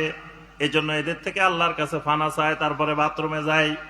এখন বাথরুমের ভিতরে যে খাবার খায়, এই খাবারটাও ওই খুবুস আর খাবায়েসের খাবার। বাথরুমে মনে হয় বিরিয়ানি খায়। জি, কোনদিন দেখছেন বাথরুমে ঢুকছেন, পাশে দিয়ে বিরিয়ানির প্যাকেট কয়টা পড়ে রয়েছে? এরকম এ পর্যন্ত দেখা গেছে। কমলার খোসা পড়ে রয়েছে, বাথরুমে বসে বসে কমলা খাইছে, কি দেখা গেছে? তাহলে কি দেখা যায়? দেখা যায় সিগারেটের ধ্বংসাবশেষ। জি, একবার গোড়াটা ওখানে পড়ি থাকে। তার অর্থ কি? হে, বাথরুমের কামও সারাইছে, এটাও করছে, ধূমপানও করছে, বিড়ি সিগারেটও খাইছে। তাহলে বোঝা যায় যে জিনিস বাথরুমও খাওয়া যায়, এটা কোনো মুমিনের খাবার না। এটা কোনো মুমিনের খাবার হইতে পারে না। এটা খাবায়েসের খাবার, শয়তানের খাবার। এই কারণে যৌবন বয়সে যুবকদেরকে এটার প্রতি আকৃষ্ট করলে শয়তান তার মুরিদ বানাইতে সুবিধা হয়। শয়তান মুরিদ বানানোর জন্য অনেকগুলো প্রসেস অবলম্বন করে। আচ্ছা, শয়তানের বয়স কত, ইবলিসের বয়স কত, আমাদের বয়স কত? ইবলিসের বয়স কত? হাজার হাজার বছর না? ইবলিসের কাছে প্রোডাক্টের অভাব নাই, হাজার হাজার প্রোডাক্ট আছে। কার কোন প্রোডাক্ট দরকার? আলেমদের জন্য হে সুন্দর সুন্দর প্রোডাক্ট বানায় রেখেছে, তারপরে শিক্ষিত লোকের জন্য বানায় রেখেছে, সাধারণ লোকের জন্য বানায় রেখেছে, মহিলাদের জন্য বানায় রেখেছে। কার কোনটা দরকার সে ওইটা ছাড়ি দিবে। তা এখন তার মুরিদ বানাইতে হইলে তার কিছু আগে কাজ করাইতে হয়। প্রথমে তাকে এমন পোশাক পরায় যে পোশাক পরি আর বসে বসে প্রস্রাব করতে পারে না, দাঁড়া দাঁড়ায় প্রস্রাব করা লাগে, তাহলে সে তার মুরিদ একটা পাইছে। তারপরে তাকে দিয়ে ধূমপান করায়, কারণ ধূমপান এটা খাবাইস খাবার। যখন খাবাইস খাবারে অভ্যস্ত হবে আস্তে আস্তে সে শয়তানি অন্যান্য কাজের প্রতি আকৃষ্ট হবে। এই জন্য এগুলো দিয়ে তাকে সূচনা করে। এটা যৌবন বয়সের একটা ভয়াবহ ফিতনা। যৌবনের ভয়াবহ একটি ফিতনা হলো জিনা, ব্যভিচার, লাওয়াতাত, সমকামিতা। এগুলা হলো যৌবনের একটি ভয়াবহ ফিতনা।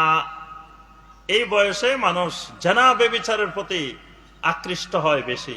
শয়তান তাদেরকে জিনা, ব্যভিচার, সমকামিতা এগুলোর প্রতি আকৃষ্ট করে। এটা একটা ভয়াবহ ফিতনা, এটা একটা ফাহিশা। শয়তান সবসময় মানুষকে ফাহিশা কাজের নির্দেশ দেয়। সূরা নূরের 21 নম্বর আয়াত, ইয়া আইয়ুহাল্লাযীনা আমানু লা তাত্তাবিউ খুতুওয়াতিশ শাইতান ওয়া মান ইয়াত্তাবি খুতুওয়াতিশ শাইতান فإنه يأمر بالفحشاء والمنكر। শয়তান সব সময় মানুষকে মুনকার এবং ফাহিশা কাজের নির্দেশ দেয়। আর ফাহিশার মধ্যে 1 নম্বর ফাহিশা হলো জিনা। ওয়ালা তাকরাবুজ জিনা ইন্নাহু কানা ফাহিশা। আল্লাহ বলেন জিনার ধারে কাছেও যাইও না, কারণ জিনা হলো ফাহিশা, জিনা হলো অশ্লীল। তাহলে শয়তান এই জিনা ব্যভিচারের প্রতি উদ্বুদ্ধ করে। যেই যুবক তার চোখকে নিয়ন্ত্রণ করতে পারবে যৌবন বয়সে, এই চোখ জাহান্নাম দেখবে না। সুবহানাল্লাহ। আল্লাহ রাসূল সাল্লাল্লাহু আলাইহি ওয়াসাল্লাম বলেন, সালাসাতু আয়ুনিন, 3টা চোখ এমন আছে, লা তারা আন্নার, এরা কোনদিন জাহান্নাম দেখবে না। এই চোখগুলা, এক চোখ হলো হারাসাত ফি সাবিলিল্লাহ, আল্লাহর রাস্তায় বিনিদ্র রাত্রি যাপন করেছে, অর্থাৎ ইসলামী রাষ্ট্রের সীমানা পাহারা দিছে, মুজাহিদদের মালামাল পাহারা দিছে, জিহাদের মধ্যে এই বিনিদ্র রাত্রি যাপন করেছে। এই চোখ কোনদিন জাহান্নাম দেখবে না। আরেকটা চোখ হলো যেই চোখ বাকাত মিন খাশিয়াতিল্লাহ, আল্লাহর ভয়ে যে চোখগুলা কেঁদেছে, যেই চোখ দিয়ে আল্লাহর ভয়ে পানি এসেছে, এই চোখগুলাও কোনদিন জাহান্নামের আগুন দেখবে না। নবী সাল্লাল্লাহু আলাইহি ওয়াসাল্লাম বলেন, আরেকটা চোখ কাফাতান মাহারিমিল্লাহ, আল্লাহ যেদিকে তাকাইতে নিষেধ করেছেন ওই দিকে তাকায় নাই, এই চোখগুলাও জাহান্নামের আগুন দেখবে না। কারণ শয়তানের প্রথম তীর হইল চোখ। চোখ দিয়ে জানার কার্যক্রম, অশ্লীল কার্যক্রম সূচনা হয় চোখ দিয়ে। এই জন্য নবী সাল্লাল্লাহু আলাইহি ওয়াসাল্লাম বলেন, আল আইনানে জিনাহুমা আন নাজার, চোখের জিনা হলো তাকানো, দেখা। এই দেখার মাধ্যমে সূচনা করে শয়তান। এই জন্য যৌবন বয়সে চোখকে কন্ট্রোল করা, যৌবনকে কন্ট্রোল করা। যদি যৌবনকে কন্ট্রোল করে আল্লাহর ইবাদত করতে পারে, সাবাতুন ইউজিল্লুহুমুল্লাহু ফি জিল্লিহি ইয়াউমা লা জিল্লা ইল্লা জিল্লুহু, যেদিন আল্লাহর ছায়া ছাড়া আর কোনো ছায়া নাই, সেদিন আল্লাহ রাব্বুল আলামিন আরশে আজিমের নিচে যাদের জন্য ছায়ার ব্যবস্থা করবেন। এর মধ্যে এক শ্রেণী হলো ওয়াশাবুন নাশা ফি ইবাদাতিল্লাহি তাআলা, যেই যুবকগুলো আল্লাহর ইবাদতে যৌবনকাল অতিবাহিত করেছে। সুবহানাল্লাহ। তাহলে এই জিনা, ব্যভিচার, অশ্লীলতা থেকে কি করা? দূরে থাকতে হবে। এটা যৌবনকালের একটি ভয়াবহ ফিতনা। যৌবনকালের ভয়াবহ ফিতনা। শয়তান একটি গাফলা সৃষ্টি করে। গাফলা, গাফলা মানে অলসতা, অলসতা সৃষ্টি করে। দেখবেন যুবক ঘুমায় রয়েছে, কোনো খবর নাই, খালি ঘুমায়, খালি অলস অলস অলস ভাব। এই অলসতার ভাব এটা শয়তানের একটা ফেতনা, যৌবনকালের এটা একটা ফেতনা। দেখবেন মুরব্বীদের মধ্যে অলসতা কম থাকে, বাচ্চাদের মধ্যে অলসতা কম থাকে, যৌবনকালে অলসতা বাড়ে। এই অলসতাটা শয়তান সৃষ্টি করে। এই জন্য আল্লাহ সুবহানাহু ওয়া তাআলা সূরা আল কাহাফের 28 নম্বর আয়াতে বলছেন, ওয়ালা তুতে মান আগফালনা কলবাহু আন যিকরিনা ওয়াত্তাবা হাওয়াহু ওয়া কানা আমরুহু ফুরুতা। আল্লাহ বলেন, খবরদার ওই মানুষগুলোর দ্বারে কাছে যাইও না, এদের সাথে চলিও না, এদের সাথে ফিরিও না, এদের সাথে হাঁটিও না। কোন মানুষগুলা? মান আগফালনা কলবাহু আন যিকরিনা, যেই মানুষগুলার অন্তরকে আমি আমার জিকির থেকে গাফেল করে রাখছি। অর্থাৎ আল্লাহর জিকির থেকে গাফেল হয়ে গেছে, অলস হয়ে গেছে, আল্লাহর জিকির করে না। আল্লাহর জিকির করে না মানে কি? নামাজ পড়ে না। দেখবেন যুবকদের মধ্যে মুসল্লি কম, মুরব্বীদের মধ্যে মুসল্লি বেশি। যুবকদের মধ্যে মুসল্লি কম থাকে না? আপনাদের দিকে মানে সব যুবক নামাজ পড়ে। কি সব যুবক নামাজ পড়ে? তাহলে এইটাও যৌবনকালের একটি ফিতনা, যে তাকে আল্লাহর জিকির থেকে, আল্লাহর ইবাদত থেকে গাফেল করে রাখা। তাকে শয়তান বুঝায়, মিয়া তোমার আরো অনেক হায়াত পড়ে রয়েছে, সামনে আরো অনেক অনেক অনেক হায়াত আছে, আরো দেরি আছে, এত তাড়াতাড়ি মরিবা না।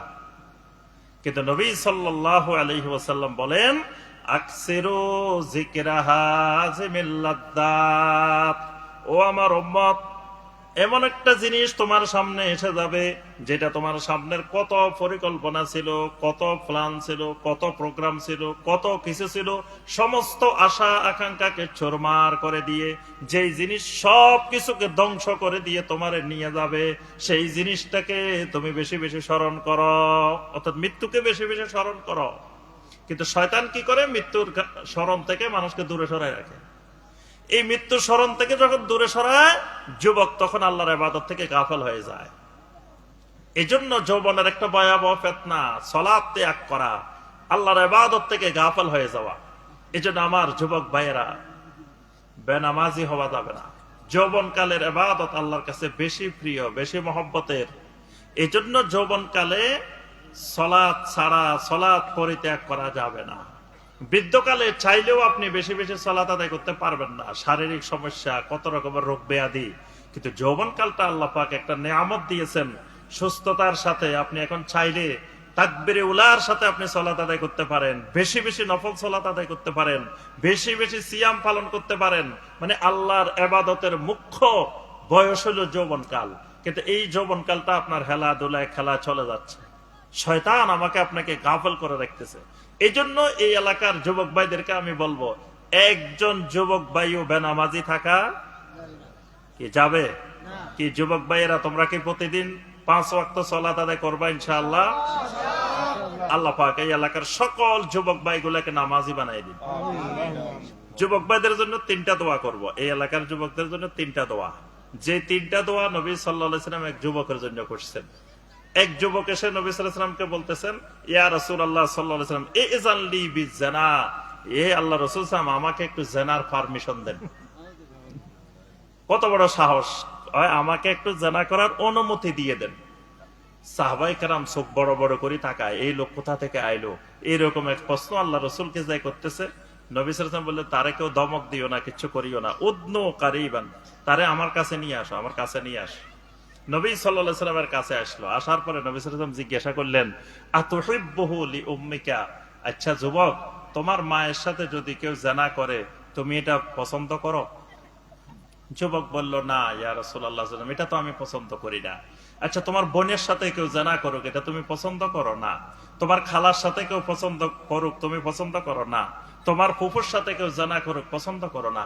নবী সাল্লাল্লাহু আলাইহি ওয়াসাল্লাম বললেন, তুমি যে জিনা করবা, তোমার যদি আমি অনুমতি দিয়ে দিই, তুমি যাদের সাথে জিনা করবা সে কারো বোন, কারো খালা, কারো ফুফু, কারো মা, এরকম কিছু হইতে পারে, তারাও তো এটা পছন্দ করে না। তখন যুবক ভুল বুঝতে পারছে, ভুল বুঝতে পেরে বলে, ইয়া রাসূলুল্লাহ সাল্লাল্লাহু আলাইহি ওয়াসাল্লাম, আমি তো বিষয়টা এইভাবে চিন্তা করি না, আমার ভুল হয়ে গেছে। তখন নবী সাল্লাল্লাহু আলাইহি ওয়াসাল্লাম এই যুবকের জন্য 3টা দোয়া করছেন। আল্লাহুম্মা তাহহির কলবাহু ওয়াগফির যামবাহু ওয়া হাসসিন ফারজাহু। নবী সাল্লাল্লাহু আলাইহি ওয়াসাল্লাম 3টা দোয়া করে দিবেন। আনাস ইবনে মালিক রাদিয়াল্লাহু তাআলা আনহু হাদিস বর্ণনা করে বলেন, এই লোকটারে আমরা মৃত্যু পর্যন্ত কোনোদিন কারো দিকে চোখ তুলে তাকাইতে, কোনো নারীর দিকে, কোনো মহিলার দিকে চোখ তুলে তাকাইতে এই যুবককে আমরা আর কোনোদিন দেখি নাই। আল্লাহু আকবার। নবী সাল্লাল্লাহু আলাইহি ওয়াসাল্লাম তিনটা দোয়া করছেন যুবকদের জন্য। প্রথম দোয়াটা আল্লাহুম্মা তাহহির কালবাহু, আল্লাহ এই যুবকের অন্তরটা পবিত্র করে দেন। কারণ তার অন্তরে যে জেনার ইচ্ছা আসছে, তার অন্তর নাপাক হয়ে গেছে, তার অন্তরটাকে পবিত্র করে দেন। তাহলে যুবকদের অন্তরটা পবিত্র রাখতে হইলে সমস্ত জেনা, বেবিচার, তারপরে যে ফিতনাগুলোর কথা বললাম, এই ফিতনাগুলো থেকে অন্তরকে পবিত্র রাখতে হবে, পরিশুদ্ধ রাখতে হবে অন্তরকে। আমরাও দোয়া করি আল্লাহ যেন এই এলাকার যুব সমাজের, এই এলাকার আমার যুবক ভাইদের অন্তরগুলোকে আল্লাহ পাক পবিত্র করে দেন। 2 নম্বর দোয়া আল্লাহুম্মা গফির যামবাহু, যুবক ভাইদের যৌবন বয়সে ইবাদত করার যেমন সময়, গুনারও সময়, গুনাও বেশি করার সময়। গুনার মূল বয়স যৌবন কাল। তাহলে এই যে গুনাহগুলো হয়ে গেছে, আল্লাহ যেন আমাদের যুবক ভাইদের গুনাহগুলো মাফ করে দেন। 3 নম্বর দোয়া ওয়াহাসসিন ফারজাহু, আল্লাহ যেন তাদের যৌবনকে পবিত্র রাখেন, যেন সকল প্রকার অশ্লীলতা থেকে, আল্লাহর ইবাদতবিহীন গাফলতি থেকে আল্লাহ পাক যেন তাদেরকে হেফাজত করেন। এখন যুবকদের জন্য দোয়া হয়েছে, মুরব্বীরা কয় আমরা কি করছি, আমাদের জন্য কি দোয়া নাই? আমার মুরব্বীদের জন্য আল্লাহ পাক হায়াতে তৈয়বা দান করুন। আল্লাহ রাব্বুল আলামিন এই এলাকার মুরব্বীদেরকে আল্লাহ পাক তাওহীদের উপরে মৃত্যু পর্যন্ত ইস্তেকামত থাকার তৌফিক দান করুন। তাওহীদের সাথে, ঈমানের সাথে দুনিয়া থেকে যাওয়ার আল্লাহ পাক তৌফিক দান করুন। আমার মা বোনদেরকে আল্লাহ রাব্বুল আলামিন কবুল ও মঞ্জুর করে দিন। আমার মা বোনদেরকে পর্দার বিধিবিধান, হেজাবের বিধিবিধান মেনে চলার তৌফিক দান করুন। স্বামীর আনুগত্য করার তৌফিক দান করুন। সন্তানগুলোকে দ্বীনমুখী করার আল্লাহ পাক আমার মায়েদেরকে তৌফিক দান করুন। আমিন ইয়া রাব্বাল আলামিন। প্রশ্ন আছে? একজন বলছেন, আমার প্রশ্ন হচ্ছে, প্রতিদিন আমার শিক্ষা প্রতিষ্ঠানে গাড়ির মাধ্যমে যেতে হয় অনেক দূর। বেশিরভাগ সময় আমি শিক্ষা প্রতিষ্ঠানে যেতে গাড়ি পাই না। এমন কোন আমলে চলে আছে গাড়ি দ্রুত পাওয়া কিংবা আমার কাজ সহজ করে দিবে আল্লাহ সুবহানাহু ওয়া তাআলা? জি, যে কোনো কাজের ব্যাপারে, শুধু গাড়ি না, যে কোনো সমস্যা আপনার সামনে যখনই কোনো সমস্যা দেখা দিবে, তখনই আল্লাহ রাব্বুল আলামিনের কাছে দোয়া করবেন। বিভিন্ন দোয়া নবী সাল্লাল্লাহু আলাইহি ওয়াসাল্লাম শিখাইছেন। একটি গুরুত্বপূর্ণ দোয়া হলো আল্লাহুম্মা লা সাহলা ইল্লা মা জাআলতাহু সাহলা ওয়া আনতা তাজআলুল হুসনা ইন শি'তা সাহলা। এটা নবী সাল্লাল্লাহু আলাইহি ওয়াসাল্লাম বলছেন, যে কোনো বিপদ আপদ মুসিবত, যে কোনো সমস্যাগ্রস্ত হইলে এই দোয়া করলে আল্লাহ রাব্বুল আলামিন তার বিপদ আপদ মুসিবত দূর করেন, আল্লাহ তার জন্য সহজ করে দেন। এটা মুখস্থ করবেন। এটা হিসনুল মুসলিমের মধ্যে এই দোয়াটা আছে, আল্লাহুম্মা লা সাহলা ইল্লা মা জাআলতাহু সাহলা ওয়া আনতা তাজআলুল হুসনা ইন শি'তা সাহলা। আরো অনেক দোয়া আছে, আপনি যে কোনো দোয়া করে আল্লাহর কাছে চাইলে আল্লাহ পাক সহজ করে দিবেন ইনশাআল্লাহ। আমার বয়স 23 বছর, কিন্তু মা আমাকে বলে আগে রোজগার করা শিখো, তারপর বলে বিয়ে করো। আমার মার জন্য কিছু নসিহা করুন। তবে আমি ছোট শিক্ষা প্রতিষ্ঠানে চাকরি করি, উত্তম কাজের সম্মানে রয়েছি ইনশাআল্লাহ। জি, আপনার মায়ের জন্য যেটি গুরুত্বপূর্ণ নসিহা, সেটি হলো সন্তান, ছেলে বা মেয়ে যখন বয়স প্রাপ্ত হয়, তখন তাদেরকে যত দ্রুত সম্ভব বিয়ের ব্যবস্থা করা, এটা মা বাবার দায়িত্ব এবং কর্তব্য। এবং বিয়ের সামর্থ্য আছে কিন্তু বিয়ে করাচ্ছেন না, বিলম্ব করতেছেন। এটার কারণে ওই সন্তান যদি কোনো গুনাহ করে, এই গুনার দায়ভার ওই মা বাবার উপরেও আসবে। যদি ইচ্ছা করে আপনি বিয়েতে বিলম্বিত করতেছেন কিন্তু গুনাহ করতেছে সন্তান। আর যেটা বলছেন যে আপনি ছোট একটা চাকরি করেন, বিয়ের পরে, বিয়ে করলে আল্লাহ পাক তার রিজিক বৃদ্ধি করে দিবেন এবং অভাব অনটন আল্লাহ দূর করে দিবেন। এটা আল্লাহর ওয়াদা। আল্লাহ সুবহানাহু ওয়া তাআলা বলছেন, যদি সেই অভাবই থাকে তাহলে আল্লাহ সুবহানাহু ওয়া তাআলা তার অভাব দূর করে দিবেন। ফাসাউফা ইউগনিকুমুল্লাহু মিন ফাদলিহি ইনশা। আল্লাহ পাক চাইলে অতি শীঘ্র তাদেরকে অভাব মুক্ত করে দিবেন। এজন্য তাদের, আপনি অভাব, সামান্য ছোট চাকরি হইলেও চিন্তা করার কোনো কারণ নাই যে বিয়ে করলে কেমনে চলবে, কারণ তার চলার ব্যবস্থা তো আল্লাহ করবেন। কোন ব্যক্তি শিরকে আকবর করেছে কিন্তু তার এই জ্ঞান নেই যে সে শিরিক করেছে, সে ব্যক্তি শিরিকের জন্য মাপ না নিয়ে মারা গেলে তার পরকালে কি হবে? জি, প্রথম কথা, শাইখ বিন বাজ রাহমাহুল্লাহ বলছেন যে শিরিক বা কুফর যদি না জেনেও করে তাও তার ঈমান ভেঙে যাবে। কারণ আপনার সূরা আত-তাওবার ৬৪-৬৫ নম্বর আয়াত, সেখানে এক ব্যক্তি নবী সাল্লাল্লাহু আলাইহি ওয়াসাল্লাম সম্পর্কে খারাপ কিছু মন্তব্য করছিল। তো যখন আয়াত নাজিল হয়েছে যে তার এটা ঈমান চলে গেছে, কাদ কাফারতুম বাদা ঈমানিকুম, ঈমান আনার পরে তোমরা কাফের হয়ে গেছো, তখন সে ওজর পেশ করছিল যে আমরা তো জানতাম না এটা করলে যে ঈমান ভেঙে যাইবো, এটা তো আমরা জানতাম না। তখন আল্লাহ পাক বলেছে লা তা'তাদিরু কাদ কাফারতুম বাদা ঈমান, কোনো ওজর আপত্তি গ্রহণযোগ্য না। জানলা না কেন? ঈমান আনার পরে প্রথম কাজ কোন কোন জিনিসে ঈমান ভেঙে যায় সেটা জানা। তো তুমি জানো নাই কেন? না জানাটা ওজন না। এই জন্য শাইখ বিন বাজ রাহমাহুল্লাহ বলছেন না জেনেও যদি কেউ কুফর করে, শিরিক করে, তার ঈমান ভেঙে যাবে। তবে এই জন্য আমরা দোয়া করি আল্লাহ, যেহেতু সে না জেনে মারা গেছে, আল্লাহ তাকে ক্ষমা করে দিক, কিন্তু এটা আল্লাহর উপরে সুপর্দ করতে হবে, মানে এর বাইরে আর কিছু করার নাই। কিন্তু আমরা যদি বাহ্যিক ভাবে দেখি সে শিরিক করে, কুফরি করে মারা গেছে, তাহলে তার জন্য দোয়া করা যাবে না, মানে সন্তানও তার জন্য দোয়া করতে পারবে না, সে জানে করুক আর না জানে করুক। কারণ সন্তান এখন বর্তমান জমানায় কেউ না জানার ওজর পেশ করতে পারে না। এখন যেভাবে আপনার এই অনলাইনের মাধ্যমে বা বিভিন্ন মাধ্যমে এখন পৃথিবীতে কেউ এই ওজর পেশ করতে পারবে না যে আমি তো এটা জানতাম না, আমি তো এটা জানি নাই, কারণ জানাটা তার জন্য সহজ, হাতার নাগালে। এটা তো আমরা বলছি, তারপরে জি এটা বলছি, এই দুটোটা বলা হয়েছে, যে তিনটা বলা হয়। মজা মাছে করার জন্য কি আলাদা পানি? ও শেষে দিয়ে আরেকটা বলছিল যে দাবা সম্পর্কে কিছু বলে, এটা তো এতে আমাদের শাইখে লিখছেন, এটা নিয়ে যাবেন সবাই, এটা নিয়ে ভালো করে পড়বেন দাবা সম্পর্কে।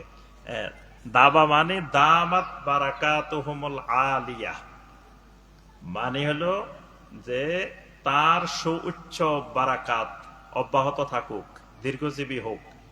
এখন কথা হইল নবী সাল্লাল্লাহু আলাইহি সাল্লামের পরে কিয়ামত পর্যন্ত কোন ব্যক্তির শরীরের মধ্যে, ব্যক্তির মধ্যে, জাতের মধ্যে কোনো বরকত থাকে না, বরকত নাই। নবী সাল্লাল্লাহু আলাইহি সাল্লাম ছিলেন মোবারক, নবী সাল্লাল্লাহু আলাইহি সাল্লামের বডির মধ্যে বরকত ছিল।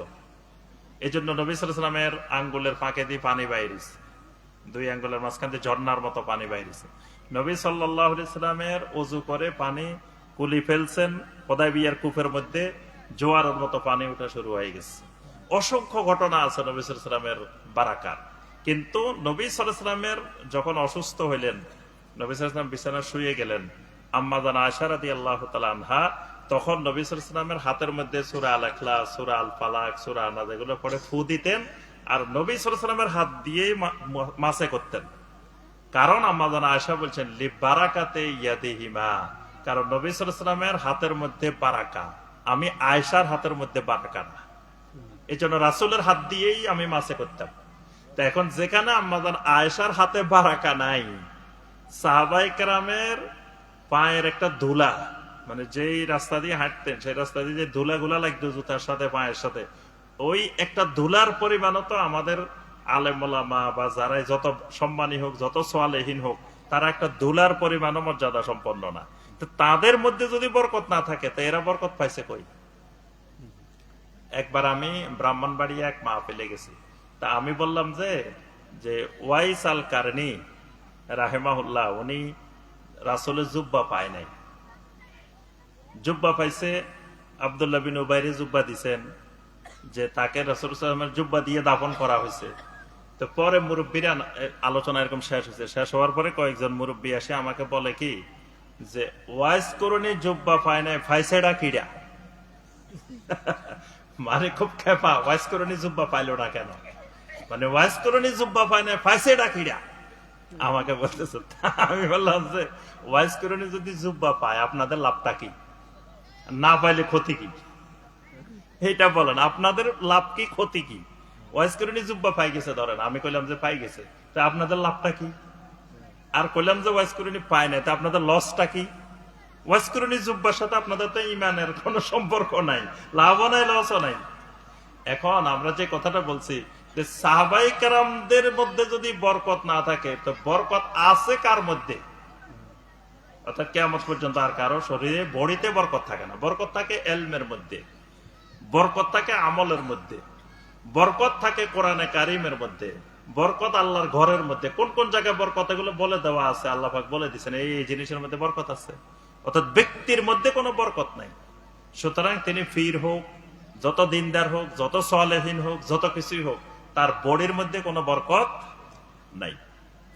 মোজা মাছে করার জন্য কি আলাদা পানি নিতে হবে, নাকি মাথা মাছের পানি দিয়ে হবে? না, মোজা মাছের জন্য আপনি আলাদা পানি নিবেন, মাথা মাছে শেষ করে আলাদা পানি নিয়ে আরেকবার তারপরে মোজা মাছে করে দিবেন। আল্লাহর নিকট হিসাব না দিয়ে জান্নাতে যাবার কোন ব্যবস্থা আছে কি? হিসাব না দিয়ে একটা ব্যবস্থা আছে, সেটা হলো কি, কিয়ামতের ময়দানটাকে আল্লাহ রাব্বুল আলামিন এমন ভাবে কায়েম করবে যে চারিদিকে জাহান্নাম, চতুর্দিকে জাহান্নাম দিয়ে ঘেরাও করা থাকবে। তো কেউ যদি খুব চালাক, খুব বুদ্ধিমান, যে একটু ফালাই যাবে এই দিক দিয়ে, বললো যে এত কোটি কোটি মানুষ, চলো আমরা একটু ফালাই যাই। তো পালাই গেলে কোথায় যেতে হবে? ওই যেদিকে পালাইবো ওইদিকে জাহান্নাম। তাহলে হিসাব না দিয়ে যদি চলে যেতে চান, তো ওই জাহান্নামের দিকে চলে যেতে হবে হিসাব না দিয়ে। হিসাবের সামনে, হিসাবের ময়দানে প্রত্যেকটা মানুষকে দাঁড়াইতে হবে। ইন্না ইলাইনা ইয়াবাহুম সুম্মা ইন্না আলাইনা হিসাবাহুম। আল্লাহ পাক সেখানে দাঁড়ানোর পরে প্রত্যেক মানুষের হাতে আমলনামা দিয়ে দিবেন, দিয়ে বলবেন ইকরা কিতাবাক কাফা বিনাফসিকা আল-ইয়াওমা আলাইকা হাসিবা, তোমার আমলনামা তুমি পড়ো আর হিসাব করো। সেখানে আল্লাহ রাব্বুল আলামিন যাররা যাররা পরিমাণ হিসাব নেবেন। ফামাই ইয়ামাল মিসকালা যাররাতিন খাইরান ইয়ারা ওয়া মান ইয়ামাল মিসকালা যাররাতিন শাররান ইয়ারা। যাররা পরিমাণ ভালো কাজ, যাররা পরিমাণ খারাপ কাজ, এটাও সে দেখতে পাবে। তাহলে হিসাবের সামনে সবাইকে দাঁড়ানো লাগবে। তবে একটা শ্রেণী হবে, এদেরকে আল্লাহ রাব্বুল আলামিন হিসাববিহীন ইয়াদখুলুনাল জান্নাতা বিগাইরি হিসাব। এরা হলো যারা মুহসিনিন, আল্লাহর যারা মুহসিনিন বান্দা হয়ে যায়, এদেরকে আল্লাহ হিসাব নেবেন না, এদেরকে হিসাব ছাড়াই। নবী সাল্লাল্লাহু আলাইহি ওয়াসাল্লাম বলেন আমার উম্মত ৭০,০০০ লোক বিনা হিসাবে জান্নাতে যাবে। মুহাদ্দিসিনে কেরাম বলেন এই ৭০,০০০ মানে গণা গণা ৭০,০০০ না, মানে বিশাল সংখ্যক একটা অংশ যে বিনা হিসাবে আল্লাহ জান্নাতে দিয়ে দিবেন। সুবহানাল্লাহ। আল্লাহ পাক আমাদেরকে তাদের অন্তর্ভুক্ত হওয়া তৌফিক দিন। আরেকটা শ্রেণী হবে, এদের হিসাবের জন্য এদেরকে ডাকা হবে। নবী সাল্লাল্লাহু আলাইহি ওয়াসাল্লাম একদিন দোয়া করলেন, আল্লাহুম্মা হাসিবনি হিসাবান ইয়াসিরা, আল্লাহ আমাকে সহজ হিসাব করে দেন। আম্মা জান আয়েশা জিজ্ঞেস করলেন, আচ্ছা হিসাবান ইয়াসিরা আবার কি? সহজ হিসাব কি রকম? তাহলে বোঝা যায় একটা কঠিন হিসাব, একটা সহজ হিসাব। তা আম্মা জান আয়েশা জিজ্ঞেস করলেন সহজ হিসাবটা কি রকম? নবী সাল্লাল্লাহু আলাইহি ওয়াসাল্লাম বলেন সহজ হিসাবটা হলো যে আল্লাহ রাব্বুল আলামিন তোমাকে ডাকবেন হিসাবের জন্য। এখন আল্লাহ যখন প্রশ্ন করবেন তখন তো আমরা ভয়ে থরথর করে কাঁপবো, কারণ একটা হিসাবও তো সঠিকভাবে দেওয়ার উপায় নেই। আল্লাহ যদি বলেন তোমাকে ৭০ বছর ৮০ বছর ধরে যে আমি অক্সিজেন দিছিলাম, এই অক্সিজেনের বিনিময়ে কি করছো? এই অক্সিজেন কিনতে গেলে কত কোটি কোটি কোটি কোটি টাকা লাগতো, আল্লাহ যে বিনা পয়সায় দিচ্ছেন। এত বছর যে আল্লাহ পানি খাওয়াইছে বিনা পয়সায়, এই পানিগুলোর যদি হিসাব নেন, বাতাসের হিসাব নেন, তা বান্দা কি জবাব দেবে? একটারও তো জবাব দিবার রাস্তা নাই। তো নবী সাল্লাল্লাহু আলাইহি ওয়াসাল্লাম বলেন আল্লাহ ডাকবেন, ডাকার পরে আল্লাহ পাক আমলনামা দেখবেন, দেখে পাইয়া তাজাওয়াজা আনহু, আল্লাহ বলবেন যাও তোমারে মাফ করে দিলাম। সুবহানাল্লাহ। এটার নাম হিসাবে ইয়াসির, মানে হিসাবের জন্য ডাকা হবে, পরে আল্লাহ বলবেন যে হিসাবে নিবেন না, না নিয়ে আল্লাহ ক্ষমা করে দিবেন। যেমন আজকের এই কোরআনের মাজলিসে বসে যখন আমরা উঠে যাব, আল্লাহ কি বলবেন? কুমু ফাকাদ গাফারতু লাকুম, যাও উঠে যাও, এবার তোমাদেরকে আমি ক্ষমা করে দিলাম। সুবহানাল্লাহ। এরকম ওই কিয়ামতের ময়দানে হিসাবের জন্য ডাকবেন আল্লাহ, হিসাবের সামনে দাঁড়াবে, আল্লাহ বলবেন যাও তোমারে ক্ষমা করে দিলাম। সুবহানাল্লাহ। এটার নাম হিসাবে ইয়াসির। তবে আল্লাহ যাদেরকে এই হিসাবে ইয়াসির দিবেন না, তাদের দুর্ভাগ্য, তাদের কঠিন অবস্থা, তাদের আর কোনো বিকল্প নেই। আল্লাহ পাক আমাদের সবাইকে হিসাবে ইয়াসির তৌফিক দান করুন। আমিন ইয়া রাব্বাল আলামিন। সুবহানাকা আল্লাহুম্মা ওয়া বিহামদিকা আশহাদু আল্লা ইলাহা ইল্লা আনতা আস্তাগফিরুকা ওয়া আতুবু ইলাইক। সম্মানিত ভাই ও বোনেরা,